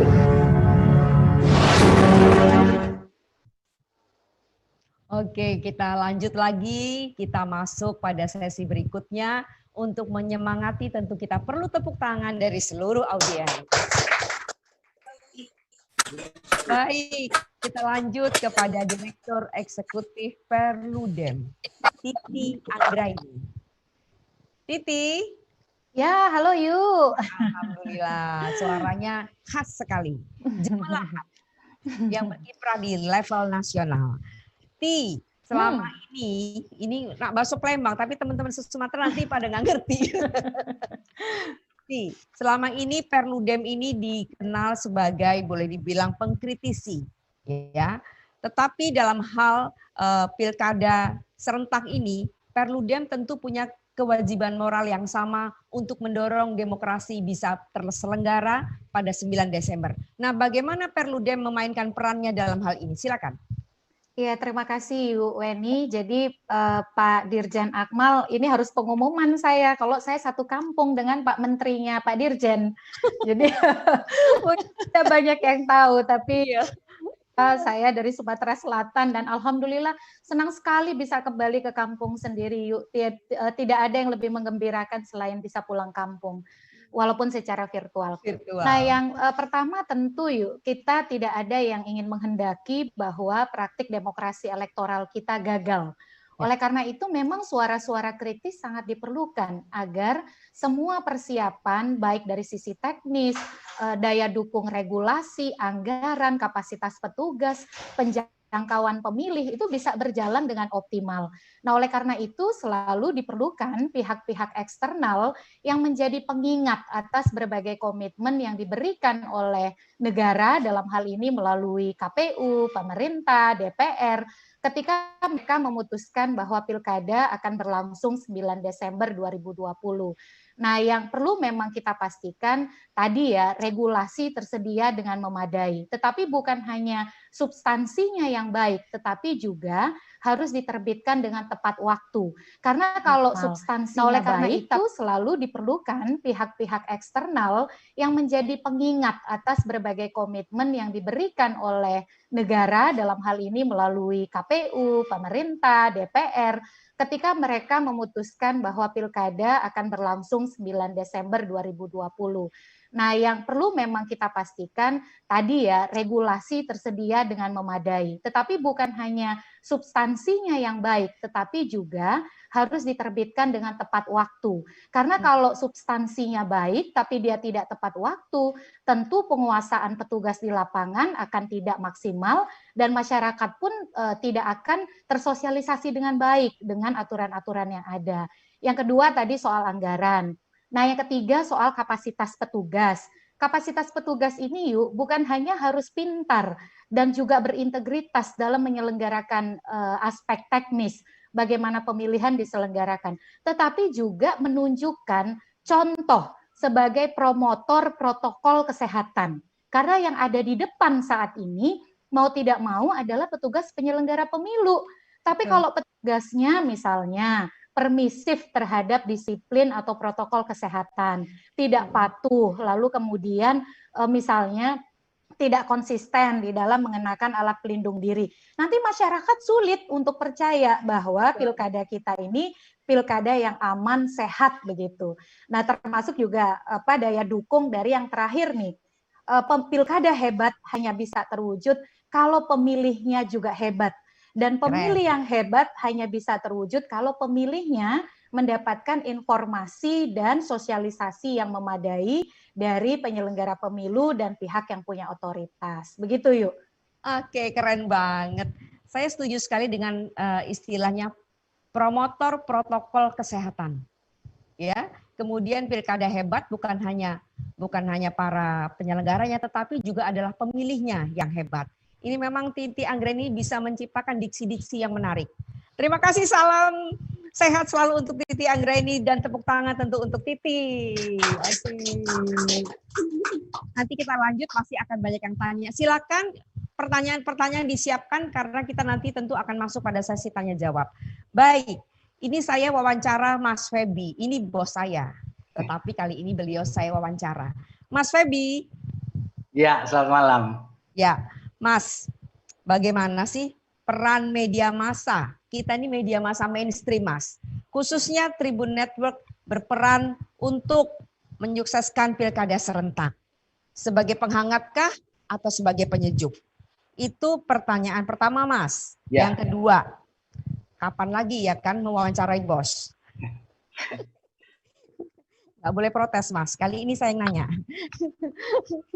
Bagaimana komen Anda tentang semakin maraknya media sosial yang menjadikan semua orang itu sebagai jurnalis, menyebut diri jurnalis, padahal yang jurnalis sesungguhnya adalah kita yang selalu bermain dengan fakta. Kalau yang pengunggah media sosial itu tentu adalah bermain dengan opini. Nah, ini ranahnya Mas Febi ini. Tolong dijelaskan 2 poin itu, Mas. Silakan. Baik, Mbak Weni, para peserta konvensi Pilkada Serentak 2000, sebenarnya di pilkada kali ini, serentak kali ini itu bukan ada beberapa keistimewaan ya Mbak ya, kecil. Yang pertama tadi sudah disebutkan 224 kemungkinan petahana akan maju kembali. Lalu kemudian ada pandemi COVID-19 dan kalangan jurnalis dan media mainstream tambah tertarik karena pada pilkada kali ini ada keluarga elit politik di Republik ini yang maju sebagai calon. Sebut saja putra sulungnya Pak Jokowi yang pasti maju di Pilkada Solo. Lalu kemudian putra-putri dari Pak Wapres, Ibu Nur Azizah akan bertarung di Tangerang Selatan. Lalu ada keponakan Pak Prabowo, Mbak Saras, akan juga mengadu peruntungan di kontestasi di Tangerang Selatan. Dan kemungkinan besar juga menantu Pak Presiden Mas Bobi, Bang Bobi Nasution juga akan turun gelanggang di Medan. Jadi beruntung saja kemarin adik ipar Pak Presiden, Pak Wahyu, menyatakan mundur dari pencalonan atau kontestasi di Gunung Kidul di Yogyakarta. Jadi itu yang menjadi menarik, menjadi eye-catching. Saya juga menyiapkan sedikit slide supaya saya nanti ngobrolnya terstruktur, mohon dibantu ya Mas Panitia terkait dengan itu. Saya kepingin mengutip sedikit mengenai peran pers ini sebagai pilar keempat demokrasi ya Mbak Weni ya. Iya. Saya ingin mengutip pernyataan dari seorang presiden Amerika di abad ke-18. Mohon diganti layarnya. Menarik kutipannya selain tadi. Ya, sebelum ini Mbak. Sebelumnya ya, sebagai pilar keempat ini balik lagi Mbak. Tolong. Nah, ini. Ya, pemerintah kita terletak pada opini masyarakat. Kewajiban yang paling utama adalah tetap mempertahankan hak rakyat. Di antaranya adalah memilih pemimpin ini. Dan andai kata saya disuruh memilih pemerintah tanpa surat kabar, harus dibaca sekarang pers ya, atau surat kabar tanpa pemerintah, saya akan memilih yang terakhir. Ini kalimat terkenal dari Thomas Jefferson, Presiden ketiga Amerika Serikat, mengenai betapa pentingnya dalam sebuah kehidupan kenegaraan pers. Ya, termasuk dalam konteks ini adalah pers di Indonesia, termasuk Tribun Network di sini. Sehingga sebenarnya kami di pers, termasuk Tribun Network ini, perannya adalah pilar keempat. Selain legislatif, eksekutif, dan yudikatif. Ini satu tanggung jawab yang berat di dalam proses demokrasi, termasuk dalam konteks pilkada serentak 2020 yang kemungkinan besar diikuti 224 petahana, lalu kemudian sejumlah keluarga elit politik di Republik ini, dan kemudian ingin mencapai partisipasi politik sebanyak 77,5% di tengah pandemi yang kita tidak tahu sampai kapan ini akan berakhir. Lanjut, Mbak. Ya, lanjut. Nah ini, jadi itu lanjut. Nah ini yang peran pers yang pertama di pilkada ini nomor 1 adalah menyampaikan kepada menginformasikan track record kerja para kandidat supaya orang tidak beli kucing dalam karung. Iya. Ngeang-ngeong nggak ngerti wujudnya kan gitu kan gawat juga kalau dalam proses demokrasi lalu pemilih tidak tahu rekam jejak dari para kandidat ini. Iya. Rekam jejak tentu meliputi banyak hal ya, nanti akan kita jelaskan mungkin. Lalu yang kedua adalah penyeimbang. Mbak Weni dan Bapak-bapak Ibu sekalian. Apa yang dimaksud penyeimbang di sini adalah sebagai penyeimbang dari media sosial yang sering kali dipakai apalagi di masa pandemi ini untuk melakukan campaign yang sifatnya menyerang atau black campaign yang kita tidak tahu banyak kandidat juga memelihara buzzer, ya, lalu mendapatkan dukungan dari para netizen yang diam-diam lalu melontarkan hoax. Nah, ini media mainstream dalam hal ini adalah pers yang sudah terverifikasi oleh Dewan Pers termasuk Tribun Network mempunyai kewajiban untuk menjadi penyeimbang dari informasi-informasi sesat atau fake news yang banyak bertebaran terutama menjelang kontestasi politik maupun kontestasi politik pilkada maupun pilpres. Lalu yang ketiga adalah fungsi kontrol dalam hal ini adalah ikut melakukan pengawasan bersama-sama tentu dengan stakeholder yang lain, ya. Apalagi kemudian muncul di pilkada kali ini dinasti politik, ada incumbent yang biasa kemungkinan bisa menyalahgunakan bantuan COVID dan seterusnya.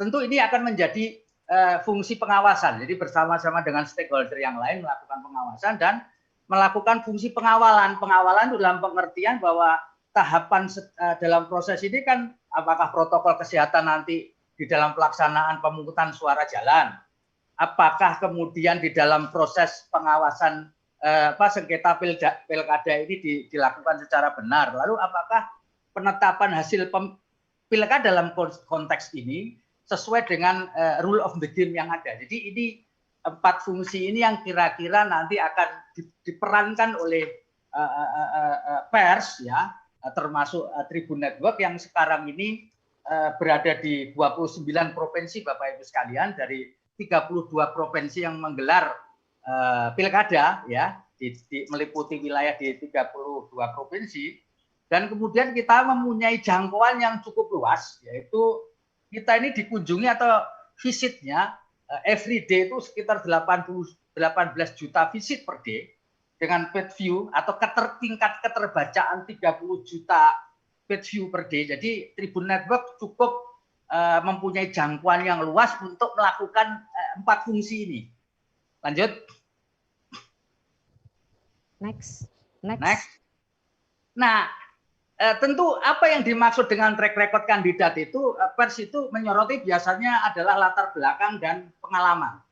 Lalu kedua, apakah ada kasus hukum dan pelanggaran yang pernah dilakukan oleh yang bersangkutan, supaya masyarakat tahu. Jangan sampai terjadi seperti pilkada tahun 2018 yang lalu, jelas-jelas calon kandidat ini ditangkap KPK dalam OTT, pembuktiannya jelas, tapi menang. Di dalam pilkada menang. Ini kan cukup menghebohkan bagaimana seorang yang mempunyai jelas-jelas punya track record yang tidak baik, tapi kemudian memenangkan pilkada dan mutlak, gitu ya. Lalu prestasi dan penghargaan yang pernah diterima oleh para kandidat, juga visi misi dan cara merealisasikan visi misi itu. Visi misi gampang, Mbak, dibikinnya, tinggal ngetik saja kan. Tapi yang paling penting adalah how-nya. Ya apa? Bagaimana cara merealisasikan dari ini? Perlu orang tahu. Jangan sampai ini tong kosong nyaring bunyinya, begitu kan? Berikutnya next. Lalu kemudian seperti yang Mbak Weni pertanyakan tadi, bagaimana ini antara pers mainstream yang sudah terverifikasi oleh Dewan Pers dengan medsos? Yang pertama seperti tadi saya katakan bahwa pers jadi pengimbang hoax yang marak di medsos yang pasti terjadi karena hoax ini sebenarnya bumbunya demokrasi. Saya meyakini bahwa hoax ini tidak pernah bisa hilang. Tapi yang bisa kita lakukan adalah menyeimbangkan atau membuat counterpart dari hoax ini supaya dia pers ini menjadi rujukan, gitu. Kalau hilang sama sekali saya nggak yakin karena hoax ini mulai zaman behula sudah ada, bentuknya saja yang berbeda. Lalu adalah bentuk hoax bisa berupa kampanye hitam, fitnah, memainkan isu sara yang tidak perlu. Ya. Lalu kemudian di medsos ini kan cirinya bahwa setiap orang itu bisa menjadi penghasil informasi, ya, user generate content. Sedangkan di media massa ini untuk menjadi seorang pemberita itu memerlukan satu keahlian, memerlukan satu pelatihan, dan kemudian yang paling penting dicatat adalah setiap media mainstream yang terverifikasi di Dewan Pers punya penanggung jawab, punya akta pendirian, berbadan hukum, dan jelas alamatnya. Sehingga kalau toh ada meleset di dalam pemberitaan pers, saya meyakini itu bukan karena kesengajaan, ya. Karena nggak mungkin dia mempertaruhkan nasib perusahaannya untuk sesuatu yang tidak benar.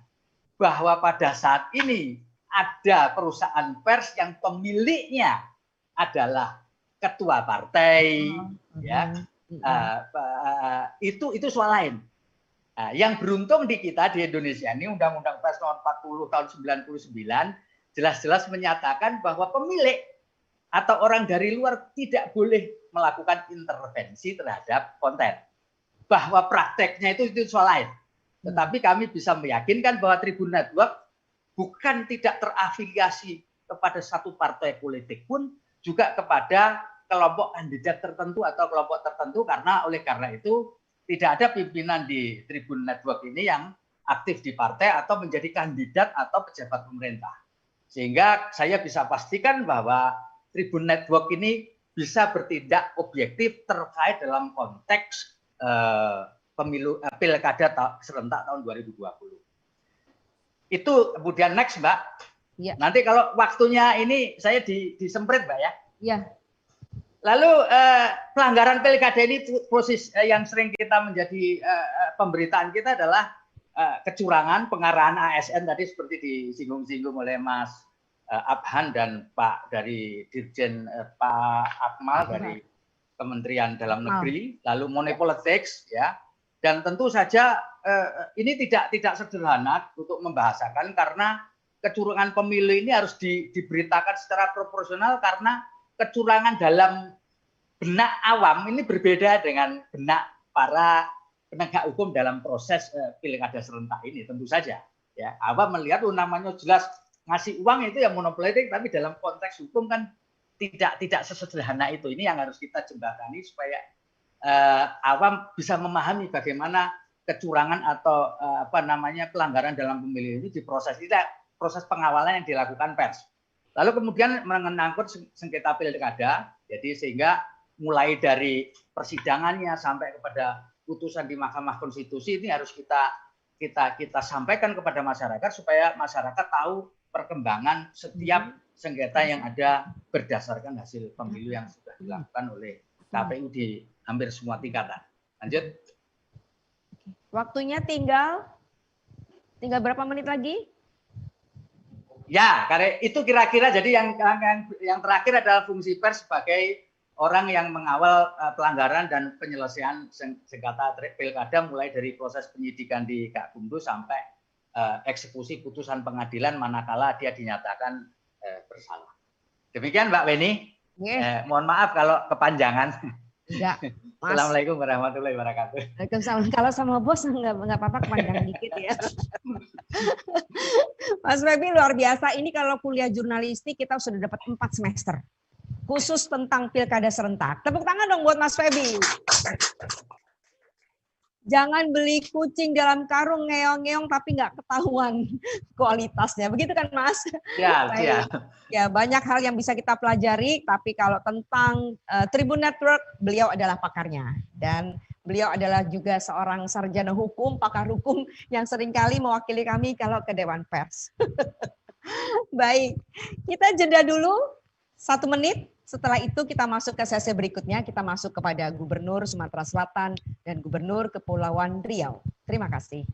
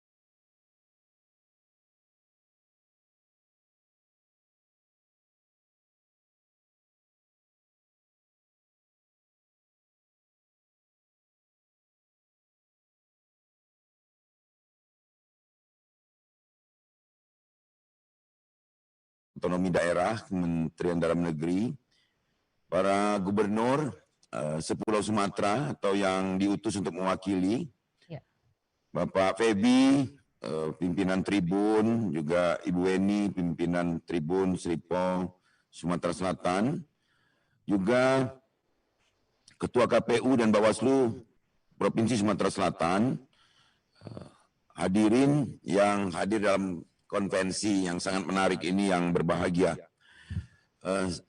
Saya ikuti, meskipun bergabung ini baru, saya masuk, tapi saya ikuti. Ini menarik sekali, Mbak Weni, apa yang dibincangkan di sini. Ini harusnya dalam semua tema kita harus, Tribun harus ambil peran untuk mengedukasi masyarakat, dan syukur bisa dibuka bebas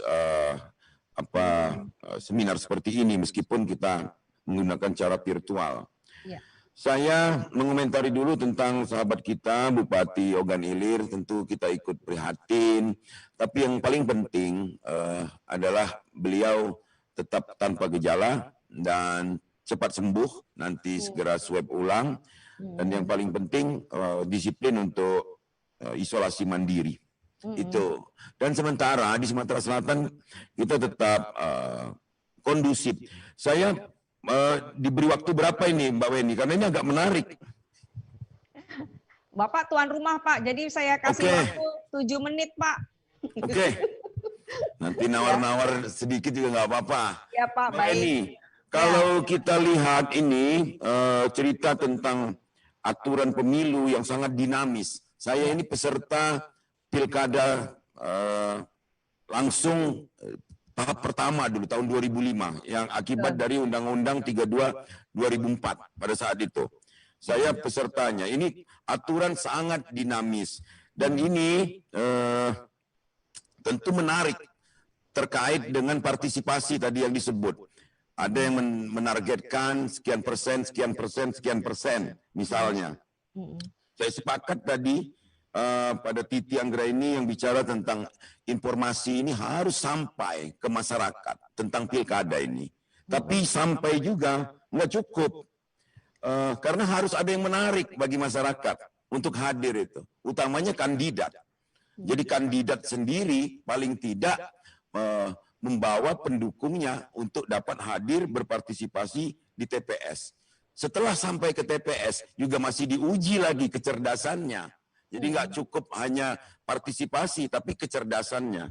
Nah, ini tentu akan menghasilkan pilkada yang berkualitas. Berikut tentang awal dari seorang ikut kancah dalam pilkada ini. Misal tadi incumbent.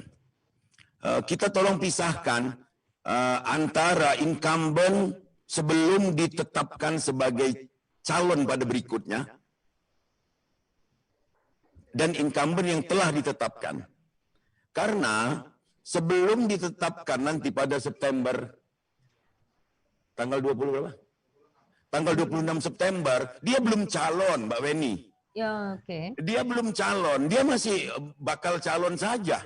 Nah, jadi aturan-aturan termasuk aturan-aturan pidana pemilu misalnya, memang belum bisa. Cuma kita sepakat bahwa ini ada kepatutan di dalam pelaksanaan ini. Maka kita pisahkan antara kepatutan dan kepatuhan. Kalau kepatuhan kita bicara tentang hukum. Tapi kalau kepatutan, apa yang layak atau tidak layak, ini dilakukan di masyarakat. Misal tentang suasana COVID yang memang misal calon kandidat, belum kandidat, calon kandidat membagi-bagi kebaikannya dengan APBN atau APBD misalnya. Itu salah satu. Jadi itu pengenaan hukumannya juga belum bisa. Karena dia belum jadi kandidat. Dia masih seorang kepala daerah, apakah gubernur atau bupati atau wali kota. Itu. Jadi ini memang nggak gampang bagi lembaga besar seperti KPU dan Bawaslu, baik RI maupun provinsi, untuk memilah antara kepatutan dan kepatuhan ini. Karena tadi Pak Febi sudah bilang tentang peran media. Nah, disinilah menjadi penyeimbang media. juga mengedukasi masyarakat bahwa itu sebenarnya pelanggaran pemilu atau dia hanya melanggar kepatutan. Jadi kita pisahkan dulu antara kepatutan dan kepatuhan, Mbak Weni. Hadirin, saya juga melihat lagi tentang keterlibatan ASN. Saya pernah jadi incumbent, ceritanya saya pernah jadi challenger, jadi penantang dulu. Jadi memang ada ASN yang terlibat karena pressure, karena tekanan. Ada, tapi ASN itu adalah kepala intelektual. Kok mau ditekan? Ada cara dong untuk menghindari tekanan itu. Kedua, memang ASN-nya yang pengen terlibat. Karena nanti mungkin minta imbal balik politik pada imbal balik kebaikannya pada kandidat yang mungkin terpilih nanti. Itu Mbak Weni. Jadi aturan ini jangan hanya diberlakukan kepada kandidat, tapi diberlakukan secara umum terhadap ASN tersebut. Terakhir Mbak Weni, ini sudah 6 menit setengah. Tentang jangan marah Pak. Iyo. Tentang ini Mbak Weni, tentang peran Depdagri yang kita mohon untuk khususnya Dirjen Dukcapil. Kemarin saya baru berhubungan dengan Pak Zudan. Ya, saya ketemu dengan Pak Zudan. Jadi Dirjen Dukcapil ini ada peserta pemula yang banyak sekali trouble di lapangan, di kecamatan-kecamatan. Orang tidak bisa untuk ambil gambar misalnya karena servernya, karena connecting internetnya, karena kameranya, karena macam-macam perangkat. Nah ini juga kepada KPU dan Bawaslu untuk mungkin menghubungi pihak Dirjen Dukcapil agar ini bagaimana cara membenahinya. Saya pernah keliling di salah satu kecamatan yang memang tidak bisa merekam. Otomatis warganya nggak bisa dia mau mendaftarkan menjadi mendapatkan KTP dan menjadi pemilih. Padahal usianya sudah mulai masuk ke usia yang berhak memilih. Misalnya begitu Mbak Weni. Saya pikir itu salam untuk semua yang hadir. Ada Titi Anggraini juga, sahabat kita Wong Lahat, dan semua yang hadir di sini. Saya tetap setia mengikuti. Lanjut ke acara yang dipandu oleh Mbak Weni yang luar biasa ini. Assalamualaikum warahmatullahi wabarakatuh. Waalaikumsalam, tepuk tangan dong. Yang meriah untuk Pak Gub kita yang tentunya selalu setia mensupport setiap acara Tribun. Terima kasih. Setelah ini Pak Dirjen izin sebentar Pak Gub, kami laporkan juga di sini. Ya baik. Dan kita lanjut ke Gubernur Kepri, Pak Isdianto. Pak Isdianto, apakah kita sudah bisa terhubung? Kami ingin memberi selamat kepada Anda. Untuk contoh, kita jadikan model. Pak Gubernur Kepri, Kepulauan Riau. Assalamualaikum warahmatullahi wabarakatuh. Alhamdulillah. Waalaikumsalam warahmatullahi wabarakatuh. Izin Pak Gubernur Kepri-nya Pak Isdianto kebetulan lagi acara di ruang yang sama dengan Kepala Desa. Saya Sekretaris Daerah Provinsi Kepulauan Riau. Oh, oke. Berkenan diizinkan untuk saya melanjutkan mewakili Pak Isdianto, Bu. Oke. Pak Sekda ya Pak ya? Betul, betul Pak Sekda. Baik, silakan Bapak. Ya, terima kasih. Pertama kami sampaikan, Alhamdulillah pada hari Senin kemarin, tanggal 27 Juli, Pak Haji Isdianto, Esos MM, dilantik oleh Bapak Presiden pada pukul 14.45 di Istana Negara menjadi Gubernur Definitif yang sebelumnya sudah hampir 1 tahun menjadi PLT Gubernur Provinsi Kepulauan Riau. Jadi Alhamdulillah kemarin sudah dilantik. Hari ini baru kembali dari Jakarta dan tentunya melakukan pertemuan-pertemuan dengan seluruh masyarakat dan Porkopimda yang terkait di seluruh wilayah Provinsi Kepulauan Riau. Kami sampaikan bahwa Provinsi Kepulauan Riau pada tahun ini pilkada serentaknya dilaksanakan 7 wilayah. 7 wilayah. Sama dengan Sumsel ya Pak? Ya, 7 wilayah, 1 provinsi, 5 kabupaten, 1 kota. Hanya satu yang tidak melaksanakan, kota Tanjung Pinang, karena sudah melaksanakan pilkada tahun kemarin. Jadi alhamdulillah. Dan rata-rata petahana semua Bu. Petahana semua yang akan ikut bertanding pada periode kedua. Kemudian jumlah pemilih kita seluruh wilayah Provinsi Kepulauan Riau 1.393.439 orang. Jadi alhamdulillah kita sudah terdata semua.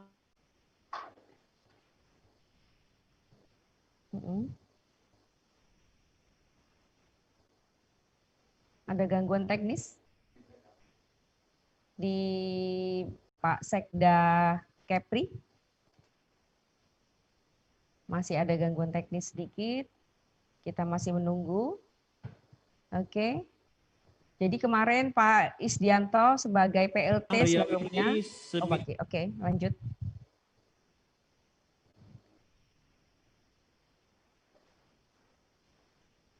Pak Isdianto baru dilantik, baru ditetapkan langsung bekerja. Dan langsung bekerja Pak. Jadi kami sampaikan dalam perjalanan NPHD kita alhamdulillah semua sudah berjalan 100%. Oke. Kerja keras Pak Gubernur.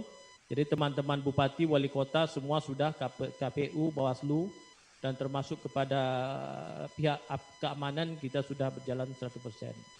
Kami sampaikan bahwa persiapan-persiapan yang terlaksanakan pemerintah Provinsi Kepulauan Riau pada pelaksanaan pilkada serentak ini pertama penandatanganan MPHD antara pemerintah provinsi dengan KPU dan Bawaslu. Jadi itu semua sudah berjalan maupun adendum perbaikan-perbaikannya. Kemudian kita juga melakukan kerjasama dengan tim gugus COVID untuk penanganan beberapa item menjadi catatan dalam pelaksanaan pemilu pilkada nanti dengan protokol COVID. Kemudian kita melaksanakan pendatangan MPHD dengan seluruh aparat keamanan, baik Polri, Polda, maupun dengan aparat keamanan TNI, Pekor dan Rem, dan Lantamal dan Lanut, karena kita dengan kondisi wilayah geografis. Kemudian Pak Gubernur dengan intennya melakukan rapat koordinasi dengan Porkopimda, karena dengan kondisi wilayah kita geografis kita, dan kita Provinsi Kepulauan Riau sudah melaksanakan membentuk Des Pilkada, alhamdulillah.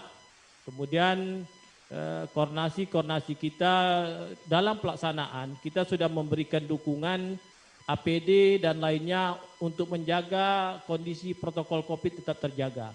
Jadi APD dan peralatannya sudah kita dukung, termasuk rapid test dan lainnya kita dukung supaya KPU, Bawaslu, TPS semua dalam keadaan sehat, itu tidak terjaga. Dalam perjalanan kita terus berkoordinasi setiap saatnya dengan KPU, Bawaslu, apa-apa yang menjadi perhatian karena wilayah kita wilayah laut, jadi memang cukup jauh dengan pulau-pulau, jadi sehingga pemerintah daerah bersama Porkopimda harus bekerja keras, bekerja bersama-sama sehingga kegiatan-kegiatan kita dalam perjalanan cukup maksimal. Kami sampaikan bahwa alhamdulillah di Provinsi Kepulauan Riau tingkat partisipasi masyarakat cukup tinggi dalam hal pilkada ini di wilayah-wilayah, karena kita daerah memang terbagi bahkan sampai ke Natuna sana cukup jauh. Cuma nanti memang yang agak besar kita di wilayah Kota Batam. Jadi ini kami kabarkan dan alhamdulillah semuanya sesuai arahan Pak Dirjen Oda. Jadi semuanya kita sudah 100% dan kita sudah melapor ke Pak Mendagri NPHD-nya. Karena memang kerja keras teman-teman dan Pak Bupati kita sudah intent untuk siap melaksanakan pilkada di wilayah Provinsi Kepulauan Riau. Dan Pak Gubernur, kita sampai sampaikan bahwa Pak Gubernur kita ini tentunya bekerja secara maksimal sekitar 7 bulan lagi karena memang sekarang baru dilantik dan insya Allah akan berakhir pada Februari 2021. Tapi beliau sudah menyampaikan kepada masyarakat bahwa dalam waktu yang terbatas ini beliau akan bekerja secara maksimal dan melaksanakan pilkada dengan sebaik-baiknya di wilayah Provinsi Kepulauan Riau. Demikian, terima kasih, mohon maaf. Wassalamualaikum warahmatullahi wabarakatuh.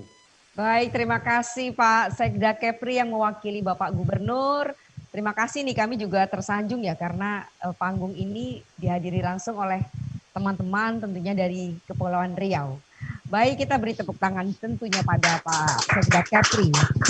Baik, kita lanjut kepada, kita ingin mendengar, harus kita berikan juga panggung kepada Pak Kakes Bang Pol dari Sumatera Utara, Bapak Antoni Siahaan yang mewakili, ditunjuk oleh Pak Gubernurnya, mewakili Gubernur, karena Sumatera Utara ini pesertanya terbanyak, ada 23. Ya, Pak Antoni Siahaan, silakan Pak. Tadi saya belum sebut Pak Sekda Kepri itu namanya Pak Arif Fadilah. Mohon maaf Bapak. Terima kasih.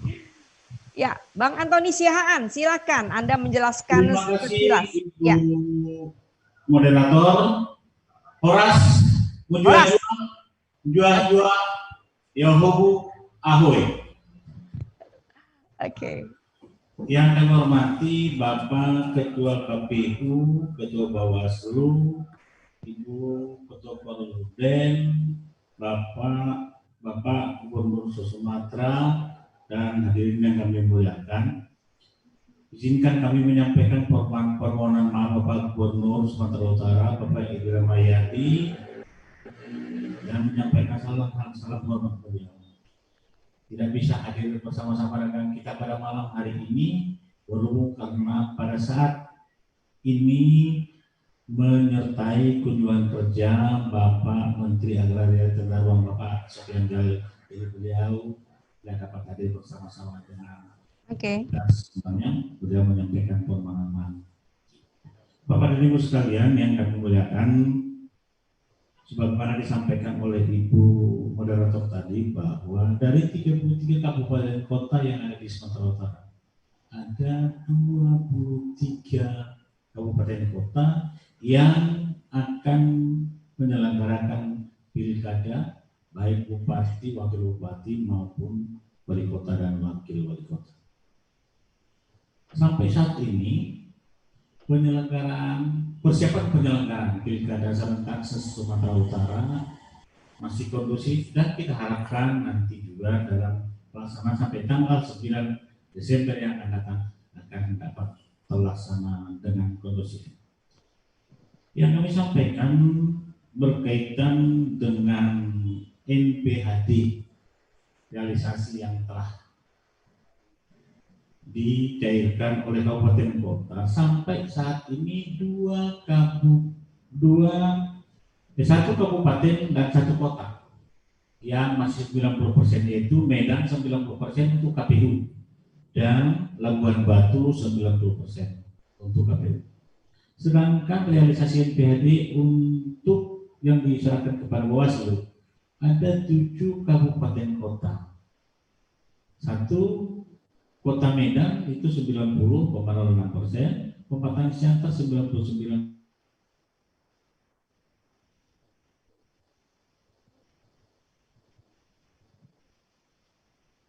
Suaranya kurang terdengar, Bapak. Gimana, Bu? Suaranya kurang terdengar. Oh ya? Ya, sekarang sudah. Kabupaten Siantar 99%.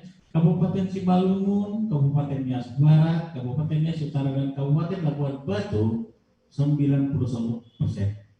Tinggal sekarang Kabupaten Toba Samosir yang telah berubah menjadi Kabupaten Toba hanya realisasi untuk Bawaslu hanya 40%. Yang 40% ini untuk Kabupaten Toba kami senantiasa berkoordinasi sampai tadi siang kami berkoordinasi agar dapat segera merealisasikan NPHD yang telah disepakati kepada Bawaslu. Oleh karena itu, kami mengharapkan rekan-rekan kabupaten kota agar segera merealisasikan kebutuhan dana untuk KPU dan Bawaslu sesuai dengan NPHD yang telah disepakati. Demikian juga NPHD kepada petugas keamanan yang nanti akan diserahkan kepada rekan kita dari kepolisian dan TNI agar penyelenggaraan pilkada serentak tahun 2020 ini dapat terselenggara dengan aman dan kondusif. Pak, suaranya kok sayup-sayup Pak ya? Gimana, Bu? Videonya juga mati, Pak. Wajah Anda tidak terlihat oleh kami. Iya, Bu. Sepertinya di kami cukup Ya, terang. hanya audio, Pak. Oh gitu, Bu ya. Iya, ya sudah. Oke, lanjut bisa? Oke, nah sudah. Alhamdulillah kelihatan, tapi kayaknya masih aman itu hitungannya. Baik, Bapak dan Ibu sekalian, kita sudah sampai kepada sesi yang kedua, dan setelah ini kita akan lanjut pada sesi tanya jawab. Ya, kita akan berikan kesempatan kepada seluruh KPUD dan Bawaslu se-Sumatera untuk bertanya. Pertanyaan yang cepat-cepatan aja ini. Siapa yang akan bertanya duluan, tetapi nanti saya akan ada juga akan bertanya kepada Bawaslu Oku ini kalau nggak salah ya tadi ya. Oke.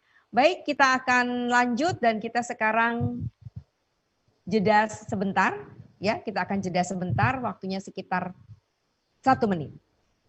Pemilihan serentak di 270 daerah diselenggarakan di masa pandemi COVID-19. Setiap tahapan pemilihan diselenggarakan dengan menerapkan protokol kesehatan pencegahan penularan COVID-19.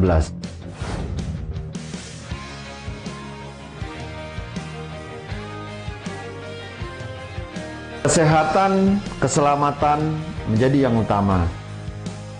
Gunakan hak pilihmu. Rabu, 9 Desember 2020. IPOL Indonesia, IT Research and Politik Consultant. Selamat datang dalam konteks teknologi politik pertama dalam Pilkada Serentak 2020 dengan kerja terencana, terukur, akurat, dan terupdate.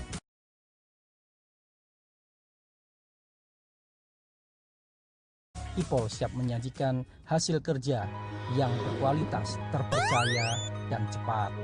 Selamat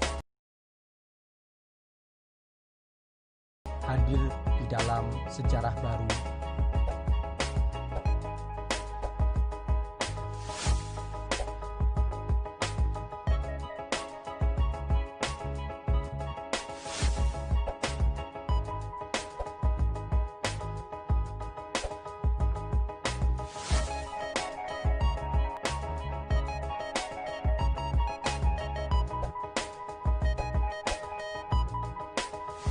Selamat memakai teknologi politik pemenangan pilkada. Cara baru untuk sejarah baru menang pemilu.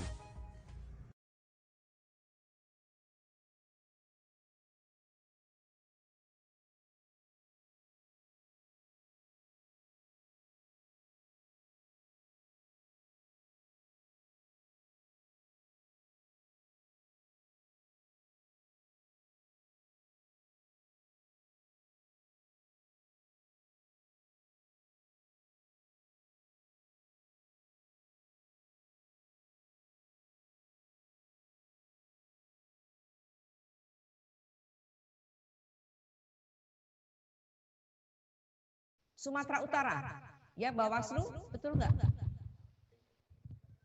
Dari mana ini? Benget, dari Bang Benget, KPU Sumatera Utara, betul ya? Baik. KPU Sumut. Ya, benar. Oke, baik. Pertanyaannya adalah, ditujukan kepada siapa ini ya Bang ya? Ya mungkin kepada pemerintah ya, yang mewakili pemerintah ya, karena Pak Dirjen. kebijakan pemerintah. Ya. Baik. Saya bacakan ya Bang ya. Sebenarnya klarifikasi kepada pemerintah saja. Karena sebelumnya tadi ada pertanyaan. Ya, oke. Sudah. Bang Benget langsung ngomong aja deh. Ketimbang saya bacanya susah. Ya, kepada Pak Akmal, mungkin lebih kepada kepemberitaan di media Pak Akmal. Kita baca kemarin Pak Menkes menyebut akan ada rapid test kemungkinan tidak diterapkan lagi. Tentu kan jika benar ada pembaharuan protokol COVID seperti itu juga akan berdampak kepada protokol COVID nanti di penyelenggaraan pemilihan, Pak. Itu kira-kira begitu pertanyaannya, apakah benar akan ada seperti itu pembaharuan protokol atau bagaimana, Pak, atau ada hal lain gitu? Oke. Pertanyaan ini apakah langsung akan dijawab oleh Pak Dirjen? Silakan. Oke, baik Mbak Weni. Ya.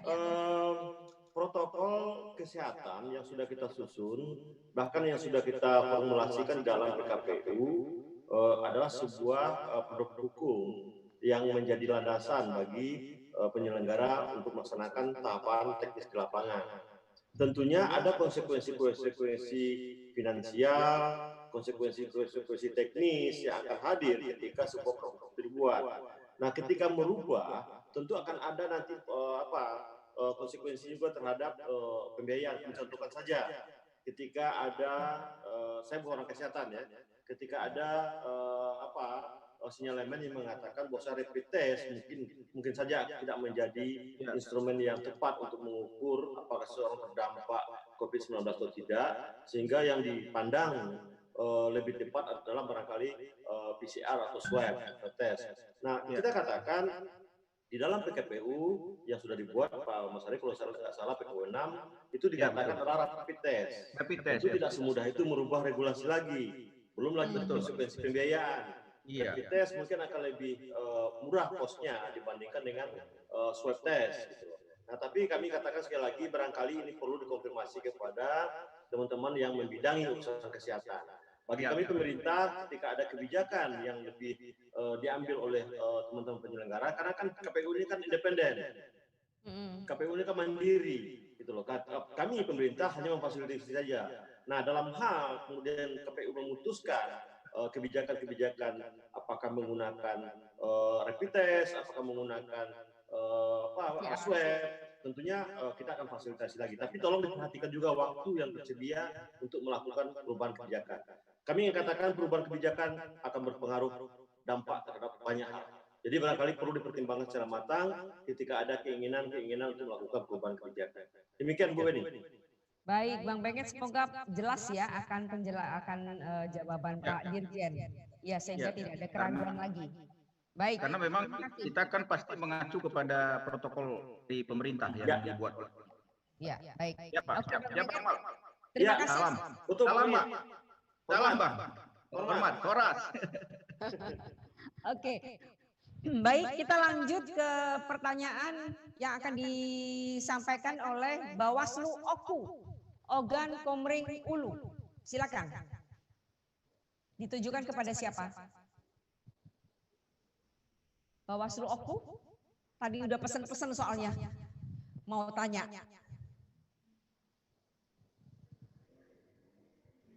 Oke. Kalau belum siap, kita ke KPU Sumsel. KPUD Sumsel. Baik, Ibu Kelly atau Pak Amrah, silakan komisioner.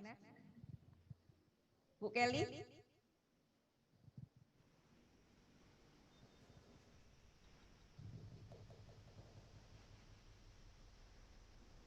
Ya Mbak Weni. Ya, silakan. Banyak sekali pertanyaan. Silakan Bu.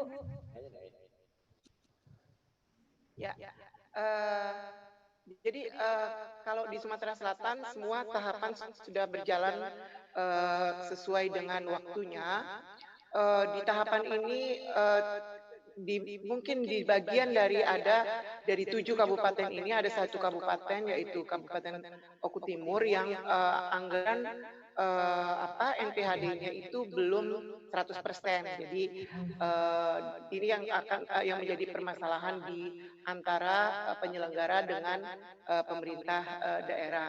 Kami ingin ada jalan keluar untuk itu karena permasalahan ini sudah berlarut-larut dari mulai awal Januari kita sudah sampaikan.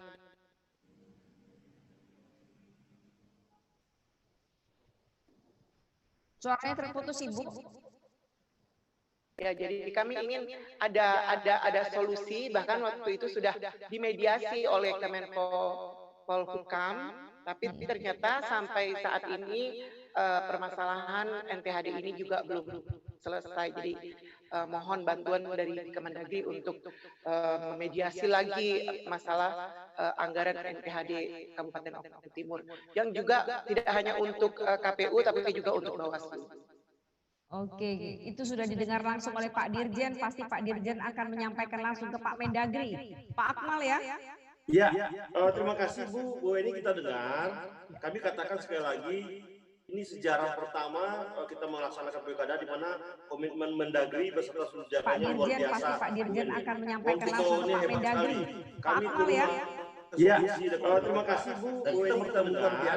Kami katakan sekali lagi, ini sejarah pertama kita temukan bahwa Bupati dengan Mendagri beserta ingat kemarin luar biasa ada sedikit viral di media. Ini hebat sekali. Kami turun langsung ke seluruh provinsi dan kabupaten kota.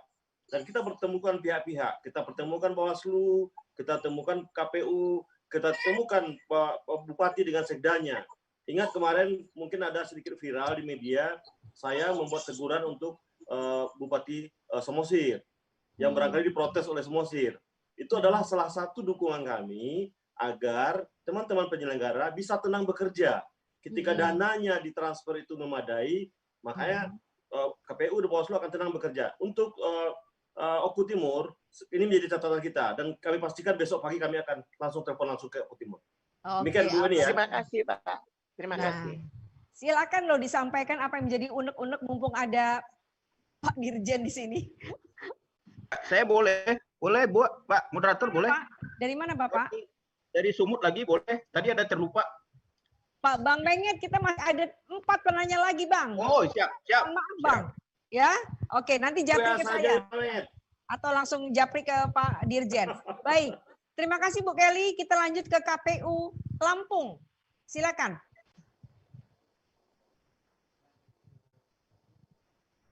KPU Lampung. Ada yang mau ditanyakan ke Mbak Titi misalkan atau ke Mas Febi? Tidak ada? KPU Babel, Bangka Belitung, silakan. Ayo ini kesempatan langka loh, kita bisa berkumpul pada satu panggung yang luar biasa.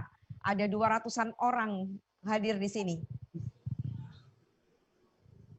Masih setia untuk memberikan jawaban, Pak Dirjen, Mas Arief, Ketua KPU. Sayang kalau tidak dimanfaatkan. Tadi Bawaslu Oku sudah siap atau belum untuk bertanya? Sumbar. Sumatera Barat, silakan Bapak. KPU atau Bawaslu silakan sebutkan nama dan jabatan. Ya, terima kasih Mbak. Saya Surya Epitrimen, Ketua Bawaslu Sumatera Barat. Ya. Riau. Ya, nanti Riau menyampaikan permasalahan berkaitan dengan pilkada serentak di Sumatera Barat. Kepada Pak Akmal. Ya. Ya Pak, sampai saat ini kalau untuk Bawaslu Provinsi, pemerintah daerah sudah mencairkan 100% anggaran hibah APBD untuk Bawaslu Provinsi Sumatera Barat.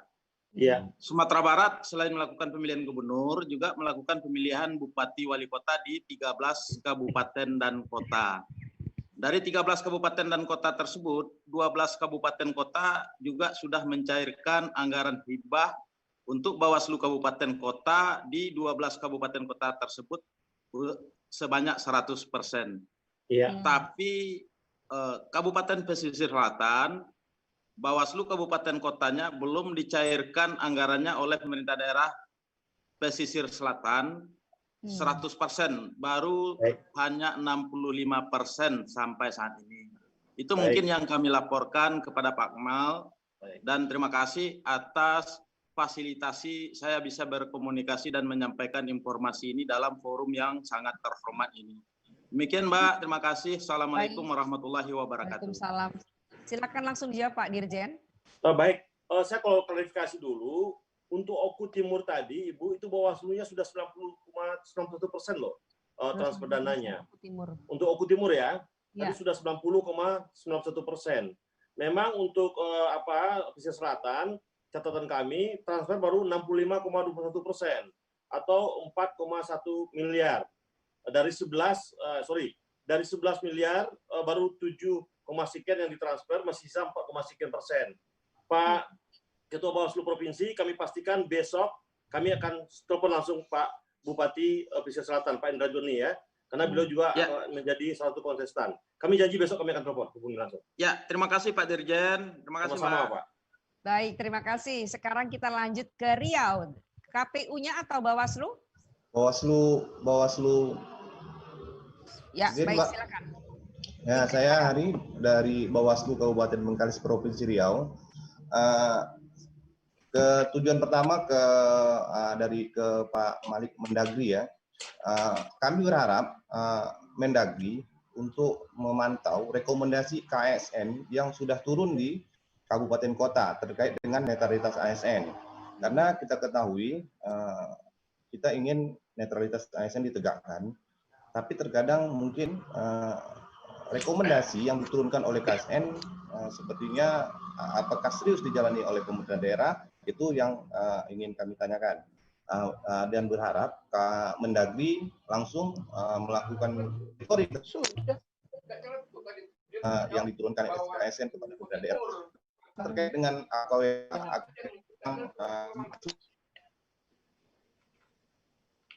Terputus, Pak. Ya, izin Ya, didengar. lanjut. Yang Ya. kedua terkait dengan AKWK. Jadi kami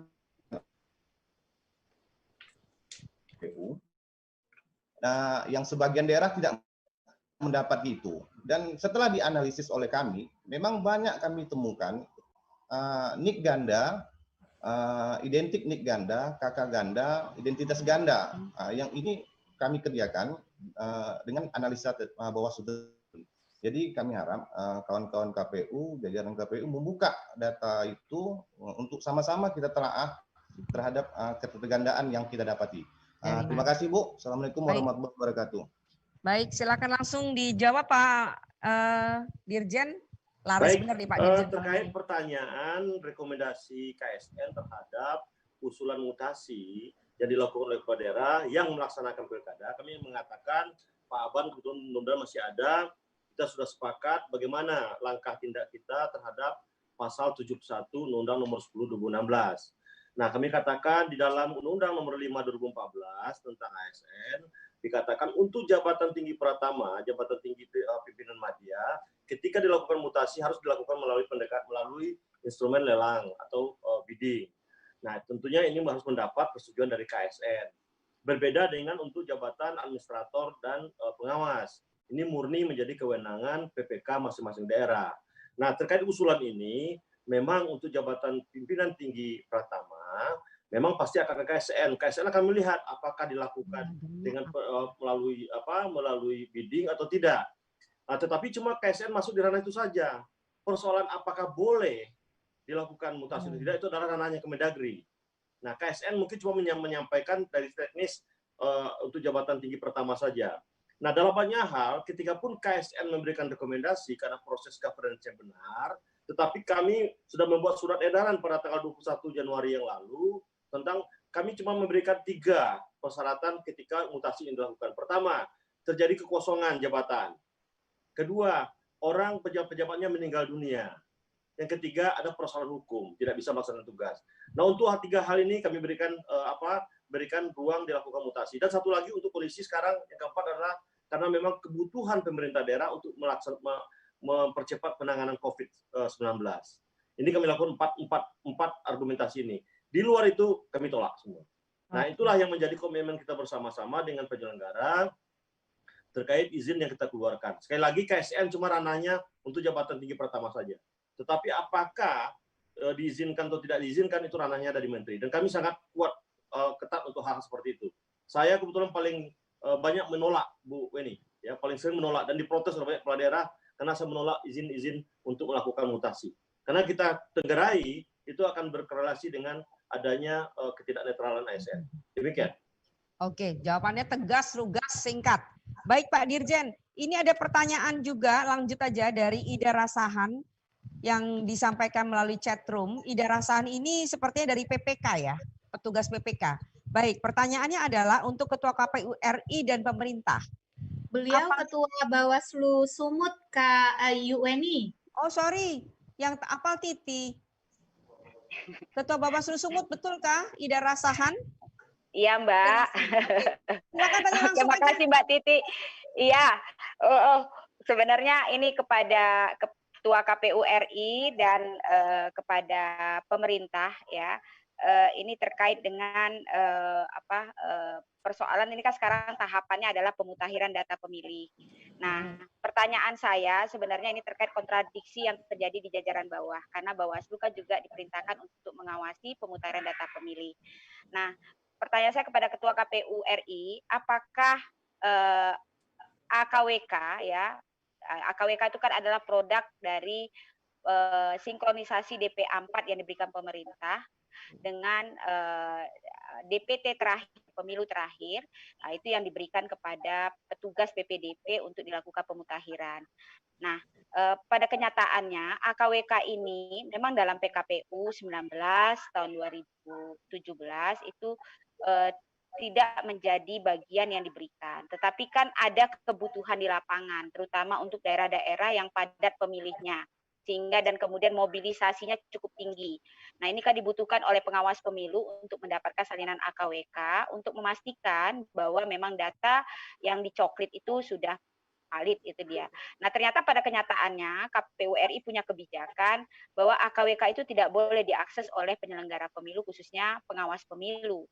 Padahal pada pilkada terakhir, yaitu pilkada 2018, AKWK ini boleh diakses dengan mempedomani keputusan KPU RI 225. Namun pada pilkada 2020 yang jaraknya cuma kurang dari 2 tahun. Nah, ini berubah kebijakannya. Nah, kemudian ada di surat keputusan KPU RI 335 memerintahkan kalau mau mengakses harus izin kepada Mendagri. Pertanyaan saya kepada pemerintah melalui Pak Dirjen, Pak Akmal, apakah AKWK ini produknya Kemendagri atau produknya KPU, sehingga kami harus meminta izin kepada Mendagri untuk mengakses itu. Itu barangkali Mbak Weni. Baik, terima kasih kesempatannya. Ya, terima kasih. Ibu Ida. Baik, Pak Arief bisa jawab terlebih dahulu, baru kemudian kita ke Pak Dirjen. Mas Arief. Ya, makasih Mbak Weni. Ya. Pertama, ada regulasi yang berubah, gitu ya.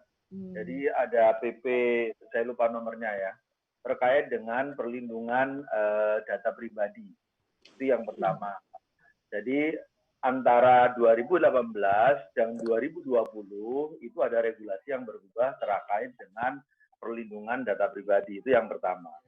Yang kedua, AKWK itu sebetulnya DP4 yang sudah disinkronisasi ya dengan data pemilih terakhir, dan sebetulnya itu sudah diberikan kepada Bawaslu. AKWK itu menguraikan data DP4 yang sudah disinkronisasi itu ke dalam TPS-TPS. Nah, sebetulnya Bawaslu sudah punya data itu, dan data itu kalau diuraikan itu bisa diminta menguraikan per provinsi ada, per kabupaten kota ada, per kecamatan ada, per PPS. Kalau Bawaslu sekarang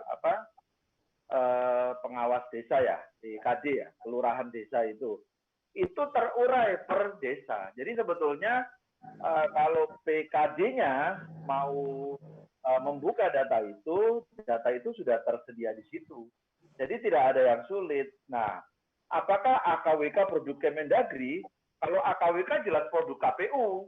Oh, pasti. AKWK itu yang menerbitkan KPU. Gitu. Tapi kenapa harus izin menteri? Karena di dalam PP yang terbaru itu, peraturan pemerintah yang terbaru itu menyebut. Jadi karena ada data pribadi di situ, kalau memang mau dibuka, ya harus izin dari kementerian terkait. Kalau diperbolehkan ya silakan. Nah, kalau Mbak Safrida tadi ya yang nanya ya. Ibu Ida. Ya, Safrida. Kalau Anda tahu kenapa DP4 itu kami berikan kepada Bawaslu, itu juga karena izin dari Kementerian Dalam Negeri. Jadi apa yang diperintahkan oleh undang-undang itu dikerjakan oleh KPU. Termasuk DP4 itu perintahnya adalah dari Kementerian Dalam Negeri diberikan kepada KPU. Jadi ketika ada yang minta DP4 ke KPU, saya tanya kepada Kementerian Dalam Negeri, DP4 ini punyanya Kemendagri loh. Boleh nggak diberikan kepada yang lain? Ketika Kemendagri memberikan izin, maka kami berikan. Itu apa namanya runtutan yang harus dipahami. Jadi sebetulnya ada hal yang memang di dalam regulasi yang terbaru itu harus mendapatkan izin dari kementerian terkait. Nah, tapi substansinya sebetulnya barang ini sudah ada dimiliki oleh Bawaslu. Jadi kalau Bawaslu bisa menguraikan itu dari DP4 yang kita berikan, silakan diuraikan per provinsi, diuraikan per kabupaten kota, per kecamatan, per desa, itu bisa dibuka. Lalu kemudian dijadikan bahan untuk bersama-sama dengan PPDP melakukan proses pemutakhiran data pemilih. Gitu. Baik. Jadi udah jelas AKWK tadi produk KPU.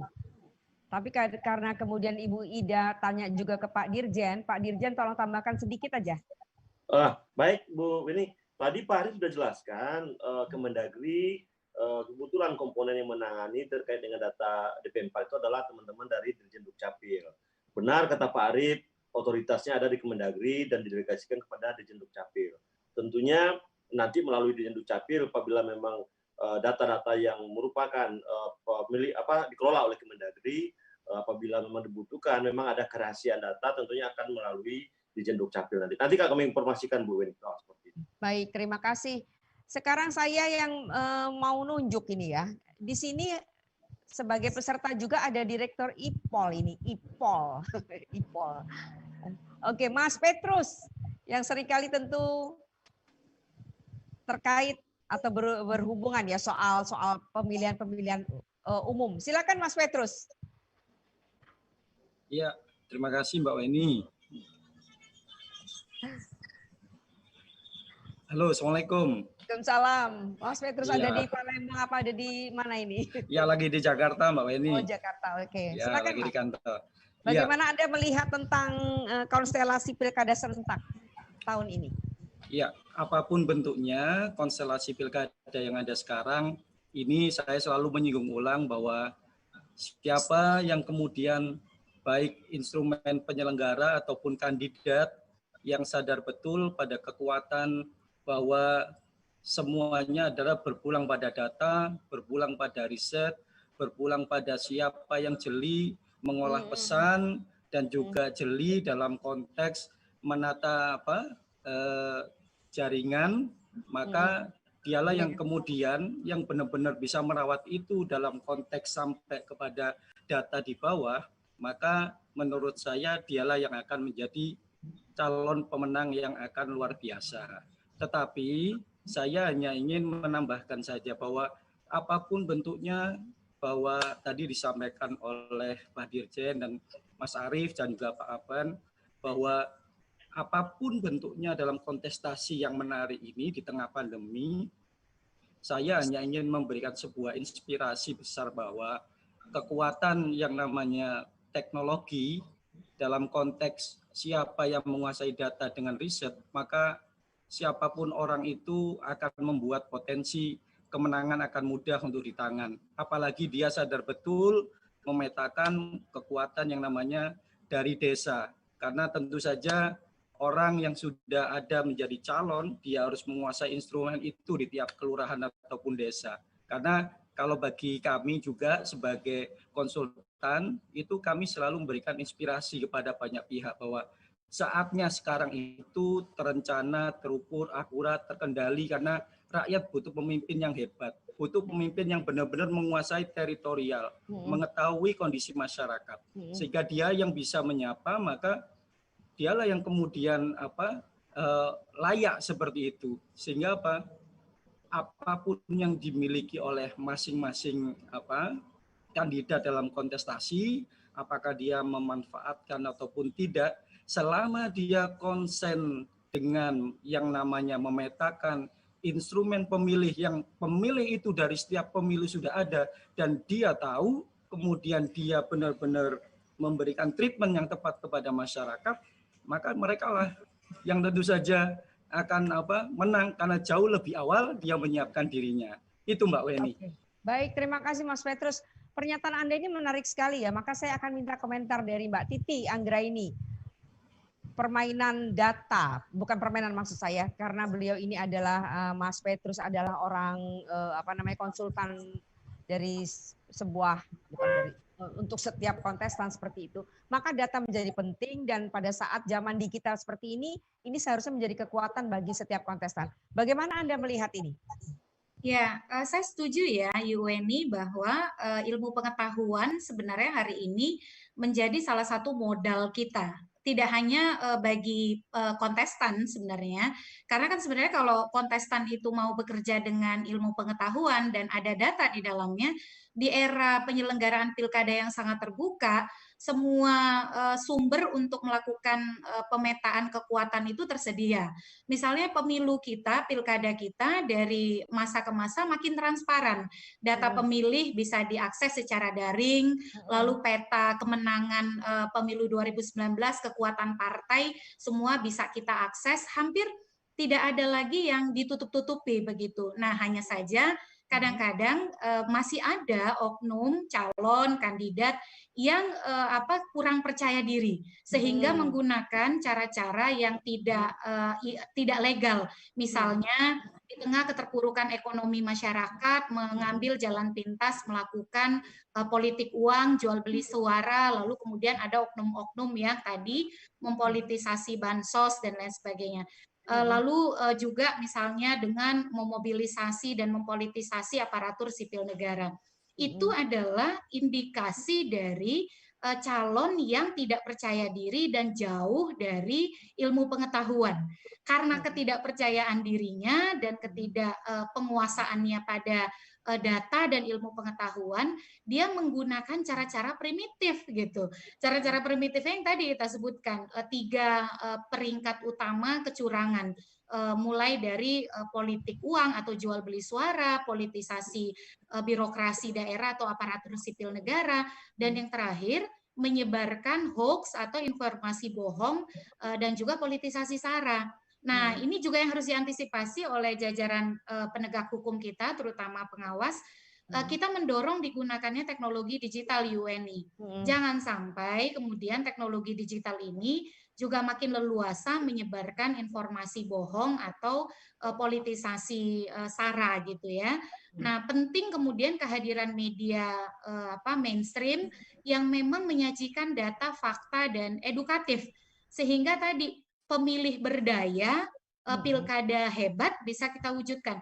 Tidak mungkin kita bisa mewujudkan pilkada hebat kalau pemilih kita di dalam membuat keputusan menggunakan informasi yang bohong atau kemudian menggunakan informasi yang tidak benar gitu. Jadi ini tantangan sebenarnya, membangun konektivitas antara semua pemangku kepentingan dan juga bagaimana data dan ilmu pengetahuan itu menjadi pemandu bagi peserta, bagi penyelenggara, dan juga bagi kita pemilih. Gitu. Oke, baik. Terima kasih. Intinya baca tribunnews.com. Itu dia. Endorsement-nya luar biasa. Terima kasih. Nanti kita minta Mas Febi juga. Baik, saya kembali kepada Pak Aban. Pak Aban, masih stay di situ tentu? Ya, masih. Baik. Masih setia menunggu.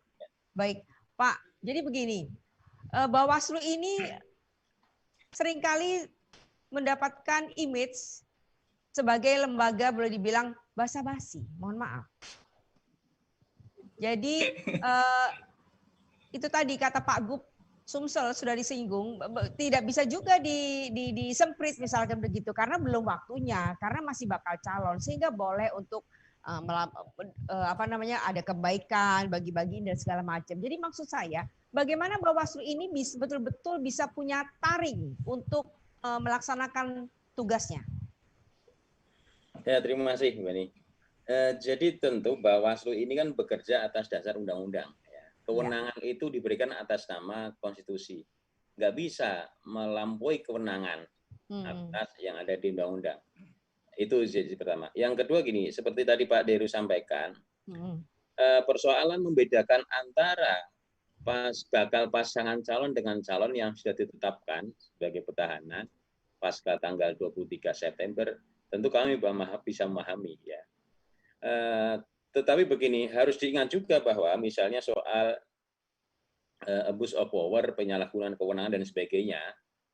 Meskipun memang ketentuan pasal 10 pasal 71 Undang-Undang 10 2016 itu memang menyebut normanya adalah menguntungkan atau merugikan salah satu pasangan calonnya. Nah, pasangan calon itu adanya memang setelah tanggal 23 September setelah penetapan. Kalau belum ada ya tidak masuk pada wilayah Undang-Undang Pilkada. Jadi Pak, sorry Pak, sebentar, saya boleh potong. Jadi berarti sebenarnya adalah kata wong Palembang ini calak. Kenapa? Calak itu artinya berakal, apa ya? Gimana bilangnya ya? Ya. Jadi bisa-bisanya aja petahana dong Pak memanfaatkan momen ini. Saya belum selesai. Tapi begini, ada Undang-Undang 23 2014 tentang pemerintah daerah, ya, bahwa kepala daerah dan wakil kepala daerah dilarang membuat keputusan yang secara khusus memberikan keuntungan pribadi, keluarga, kroni, golongan tertentu atau kelompok politiknya yang bertentangan dengan ketentuan peraturan undang-undangan, menyalahgunakan wewenang yang menguntungkan diri sendiri dan atau merugikan daerah yang dipimpinnya.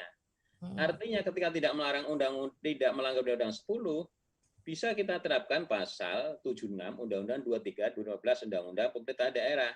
Tetapi wilayah penerapan hukum terhadap ketentuan pasal 23 Undang-Undang 23 2015 itu ada wilayah pada Menteri Dalam Negeri. Ya. Maka terhadap kasus ini kami sudah banyak meneruskan surat kepada Mendagri untuk menjatuhkan sanksi kepada Bupati Gubernur ini. Itu loh. Ya, bahkan sanksinya bisa sampai impeachment. Memang sanksi politik, prosesnya politis. DPRD bisa mengajukan ke Mahkamah Agung, nanti Mahkamah Agung bisa menjatuhkan sanksi ya bahwa ini bersalah, maka DPR secara politis bisa mengimpeachment. Kasus yang terjadi saat ini berjalan di Jember misalnya. Ya, impeachment. Ya, itu mekanisme di Undang-Undang 23. Ya, saya ingin katakan bahwa bukan berarti kalau di Undang-Undang 10 2016 tidak bisa kami jerat di situ, kami melakukan upaya-upaya penindakan sesuai dengan kewenangan. Sebatas kami yang bisa lakukan untuk meneruskan kepada Mendagri, dan tinggal Mendagri harus tegas mengenai persoalan penerapan pasal 76 Undang-Undang 23 2014. Begitu Bu Weni. Oke, baik Bapak. Sabar nih ya ini memang Pak Aban ini. Terima kasih Pak. Baik. Saya ingin minta komen dari Mas Febi. Ya, saya ingin minta komentar dari Mas Febi. Mas, bagaimana Anda memandang atau mengomentari pemikiran dari Mas Petrus tadi dan juga tentu dari Gubernur Sumatera Selatan? Ya, saya memberi apresiasi kepada Pak Irman Deru. Bicaranya padat, jelas, terbuka dan pada substansinya, jadi nggak muter-muter. Nah, sama juga dengan tadi, saya tertarik juga dengan pertanyaan lewat chat tadi. Satu yang menyatakan bagaimana supaya mengatur para calon ketika mereka ingin menyampaikan pemikiran dan cara mereka melalui media massa. Saya setuju pada pemikiran Pak Herman Deru tadi, juga Pak Ketua Bawaslu Mas Abhan, bahwa baru ada calon ketika memang sudah ditetapkan pada 23 September 2020. Jadi siapapun yang sekarang masih bakal calon belum tentu juga nanti lolos di 23 September 2020, kecuali yang memang betul-betul perahunya udah kuat. Ya kan begitu.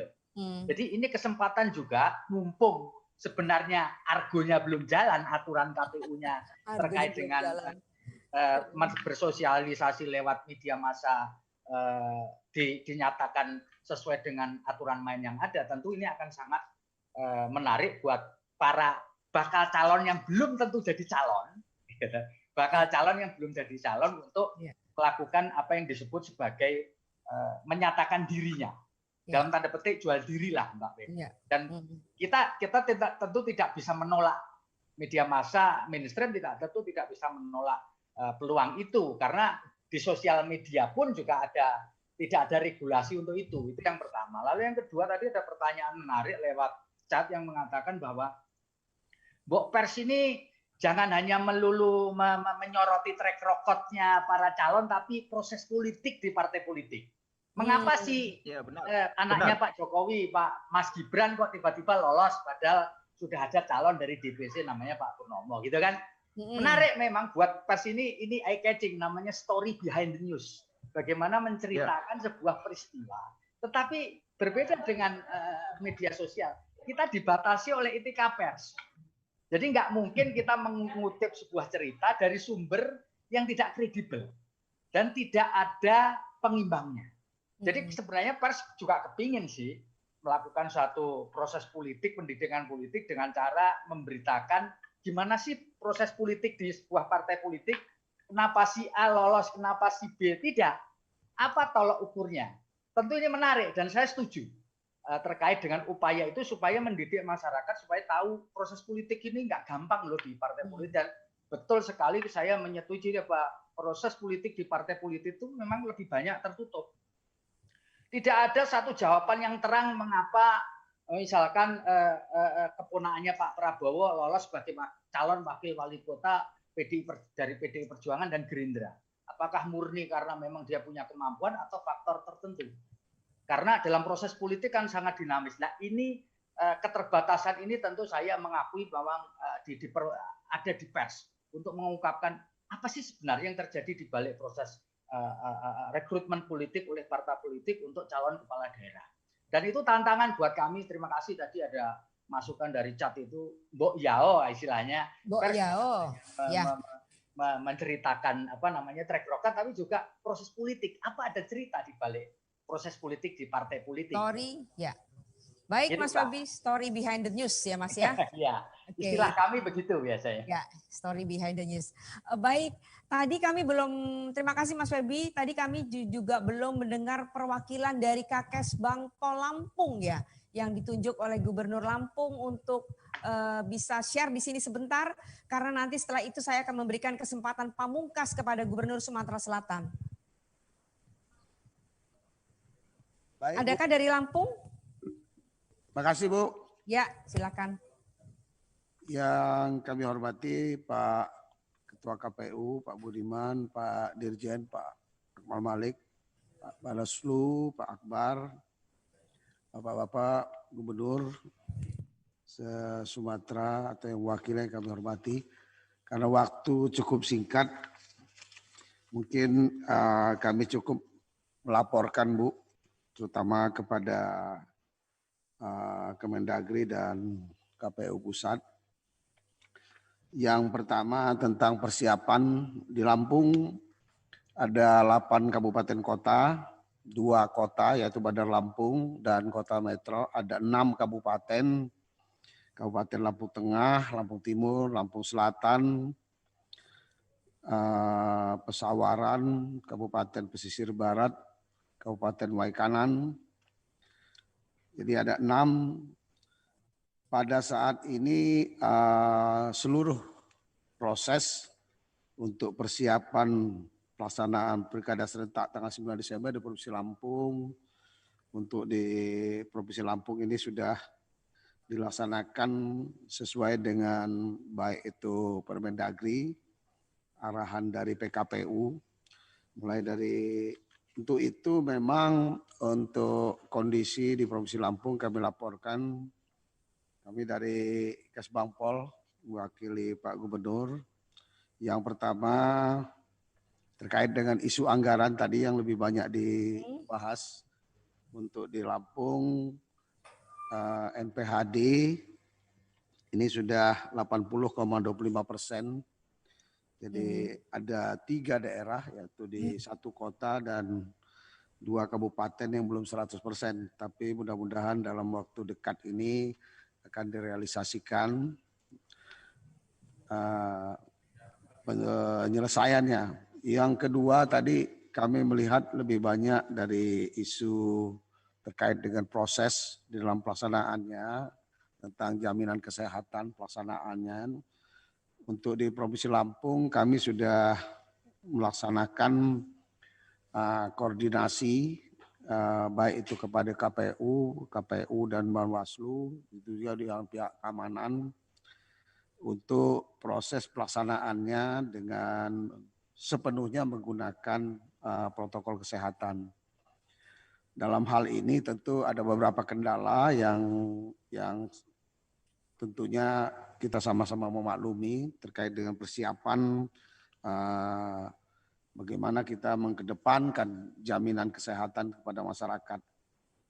Tapi mudah-mudahan terkait dengan isu pelaksanaan dengan sistem kesehatan ini, kami sangat harapkan mudah-mudahan proses-proses yang ada di Lampung ini bisa berjalan cukup baik.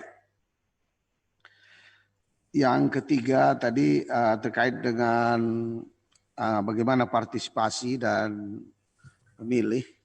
Nah, kami sendiri kalau di Provinsi Lampung selalu berkoordinasi bagaimana sosialisasi ini terutama. Kita harapkan masyarakat bisa betul-betul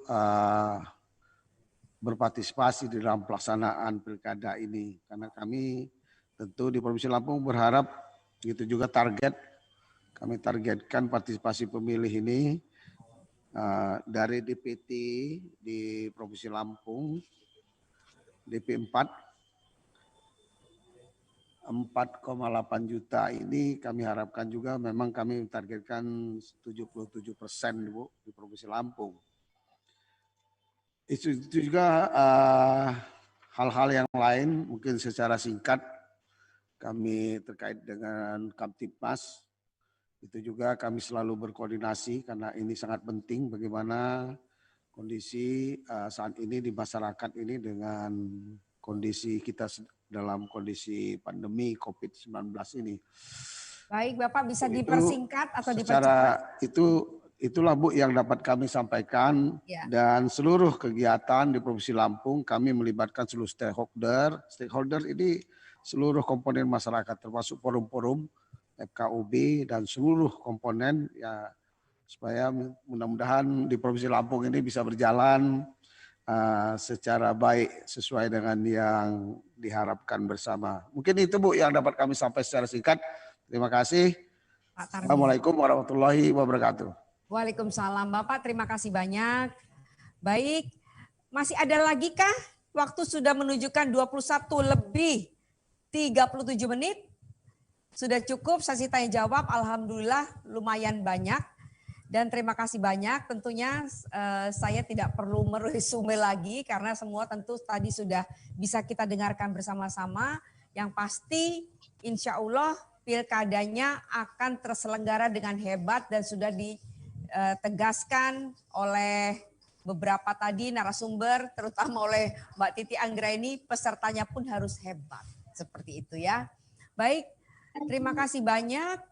Kita berikan tentu saja apresiasi setinggi-tingginya kepada Ketua KPU RI, Mas Arief Budiman, kemudian kepada Dirjen Otonomi Daerah dari Kemendagri, Bapak Akmal Malik, kemudian tentu saja narasumber kita Bapak Ketua Bawaslu RI, Bapak Aban, kemudian Ibu Titi Anggraini, Direktur Eksekutif Perludem, kepada Direktur Pemberitaan Tribun Network, Mas Febi Mahendra Putra, dan juga tentu saja yang penghargaan setinggi-tingginya kami berikan kepada Gubernur Sumatera Selatan, Bapak Haji Herman Deru, yang selalu antusias pada acara-acara kami. Dan tadi usulnya menarik karena ini sebaiknya juga dibuka untuk masyarakat. Perlu kita pertimbangkan, Mas Tof, ini menjadi challenge baru buat kita.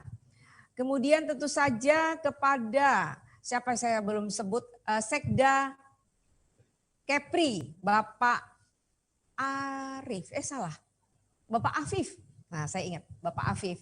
Kemudian kepada Kakes Bangpol Sumatera Utara, Kakes Bangpol Lampung, Ketua KPUD, Kakes Bangpol Babel, Ketua KPUD se-Sumatera, Bawaslu se-Sumatera, semuanya hebat.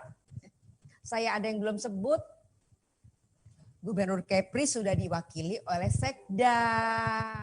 Sutradara ini gimana ya? Oke. Terima kasih banyak. Saya moderator acara ini sekali lagi mengucapkan apresiasi yang setinggi-tingginya. Insya Allah kita akan bertemu lagi. Dan itu tadi selalu baca Tribun News yang ada di seluruh provinsi. Ada di 29 provinsi, tadi sudah diingatkan Mas Febi, dengan page view, dengan jumlah visitor 18 juta per hari.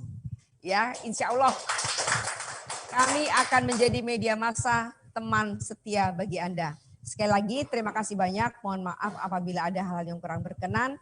Saya Winnie Ramdiastuti. Assalamualaikum warahmatullahi wabarakatuh. Dan kita Waalaikumsalam warahmatullahi wabarakatuh. Ya, terima kasih. Kita kembali hadir. MC-nya Wulan dan Givano. Sebentar kita masih akan ada acara penutupan. Silakan.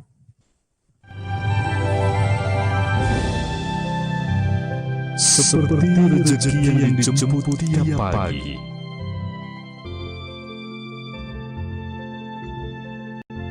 yang dikerahkan oleh Yang Kuasa.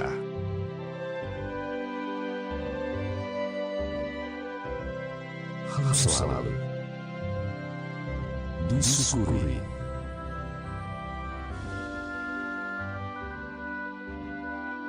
Welas asih, cinta kasih, apapun sukumu, agamamu, warna kulitmu, kita semua bersaudara. Provinsi Sumatera Selatan adalah rumah bagi keberagaman.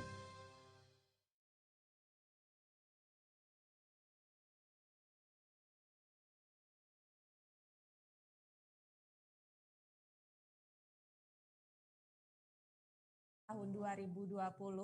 Itulah tadi telah kita ikuti bersama konvensi Pilkada Serentak se-Sumatera, dan kita juga sudah mengetahui, Vano dan juga hadirin, seperti apa kesiapan dari para lembaga penyelenggara Pilkada yang akan menyelenggarakan Pilkada Serentak pada tahun ini, dan yang paling penting adalah masyarakat yang akan melaksanakan pesta demokrasi dan menyalurkan aspirasi atau suaranya untuk memilih pemimpin terbaik di masa yang akan datang. Dan tentunya masyarakat luas harus berperan aktif di dalam, sebetulnya sudah menjadi pelaku sejarah karena untuk pertama kalinya Pilkada diadakan di tengah pandemi. Tentunya masyarakat tidak perlu takut dan ragu bahwa pihak penyelenggara sudah menyiapkan protokol kesehatan yang terbaik. Benar sekali. Dan selanjutnya hadirin berbahagia, kita akan menyaksikan ikrar Pilkada Hebat di tengah pandemi yang akan dibacakan oleh Ketua KPU Sumatera Selatan Ibu Dr. Anda Kelly Mariana, dan kepada seluruh peserta kami persilakan untuk dapat mengikuti. Ikrar pemilihan serentak hebat. Ikrar pemilihan serentak hebat. Kami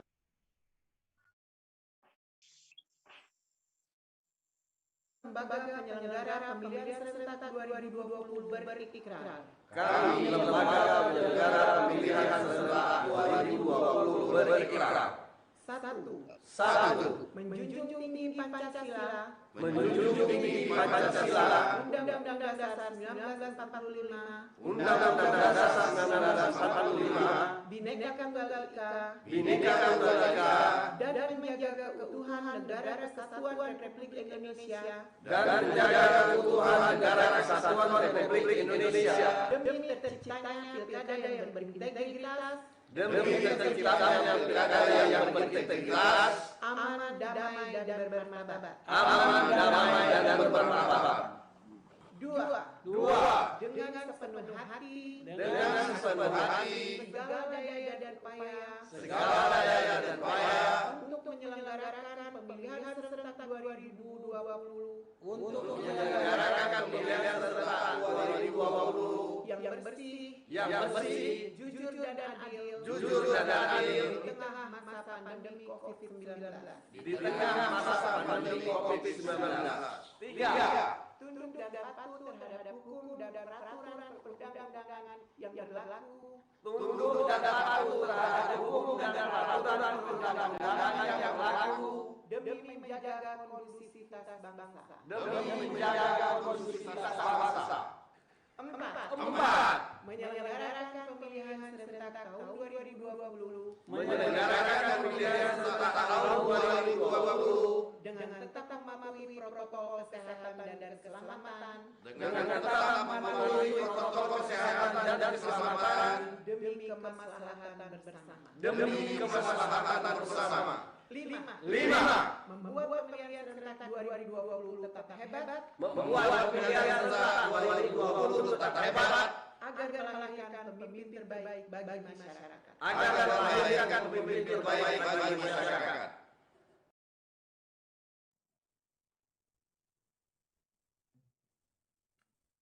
Dan tentunya kami ucapkan terima kasih untuk para hadirin yang masih tetap setia bersama kami pada malam hari ini, dan kami mau menyambut pimpinan Telkomsel se-Sumatera yang sudah hadir bersama kami pada malam hari ini. Yang pertama, kami ucapkan terima kasih kepada GM Sales and Region Sumbagut Telkomsel, Bapak Ihsan. Kemudian ada GM NKKM Region Sumbagut Telkomsel, Bapak Ridwan Simanulang. Kemudian GM External Corporate Communication Telkomsel, Bapak Aldin Hashim. Kemudian Manager Corporate Communication Area Sumatera Telkomsel, Bapak Hadi Susipto. Manager Internal Communication Telkomsel, Bapak Kurnia Purwanto. Kemudian Manager SKE Region Sumbagut Telkomsel, Bapak Ari Nuradi. Dan juga kami ucapkan terima kasih kepada perwakilan Astra Group dan juga perwakilan Pegadaian Sumatera Selatan. Dan tentunya tidak lupa kami akan memberikan penghargaan atau apresiasi khusus kepada KPUD Provinsi Sumatera Selatan yang sudah mendukung secara penuh atas terselenggaranya acara pada malam hari ini. Baik, hadirin berbahagia. Tanpa terasa kita telah sampai di penghujung acara, waktu jua yang memisahkan kita. Dan kami ucapkan sekali lagi terima kasih kepada seluruh peserta konvensi yang telah setia hingga akhir acara. Dan sekali lagi kami ucapkan terima kasih bagi semua yang tetap setia dan tak ada gading yang terletak. Kami mohon maaf apabila terjadi kesalahan atau banyak kekurangan di sana-sini. Saya Givano Tahalele. Dan saya Nurul Wulan Puspanegara undur diri. Akhir kata, wassalamualaikum warahmatullahi wabarakatuh. Dan sampai jumpa. Waalaikumsalam warahmatullahi wabarakatuh. Enggak.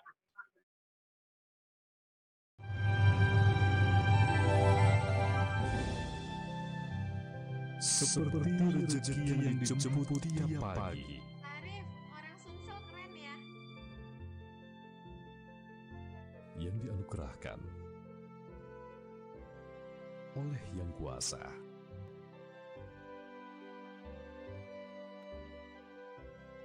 Harus selalu disyukuri.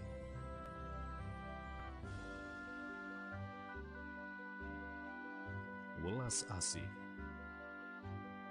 cinta kasih, apapun sukumu,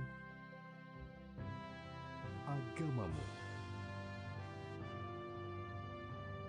warna kulitmu, kita semua bersaudara. Provinsi Sumatera Selatan adalah rumah bagi keberagaman.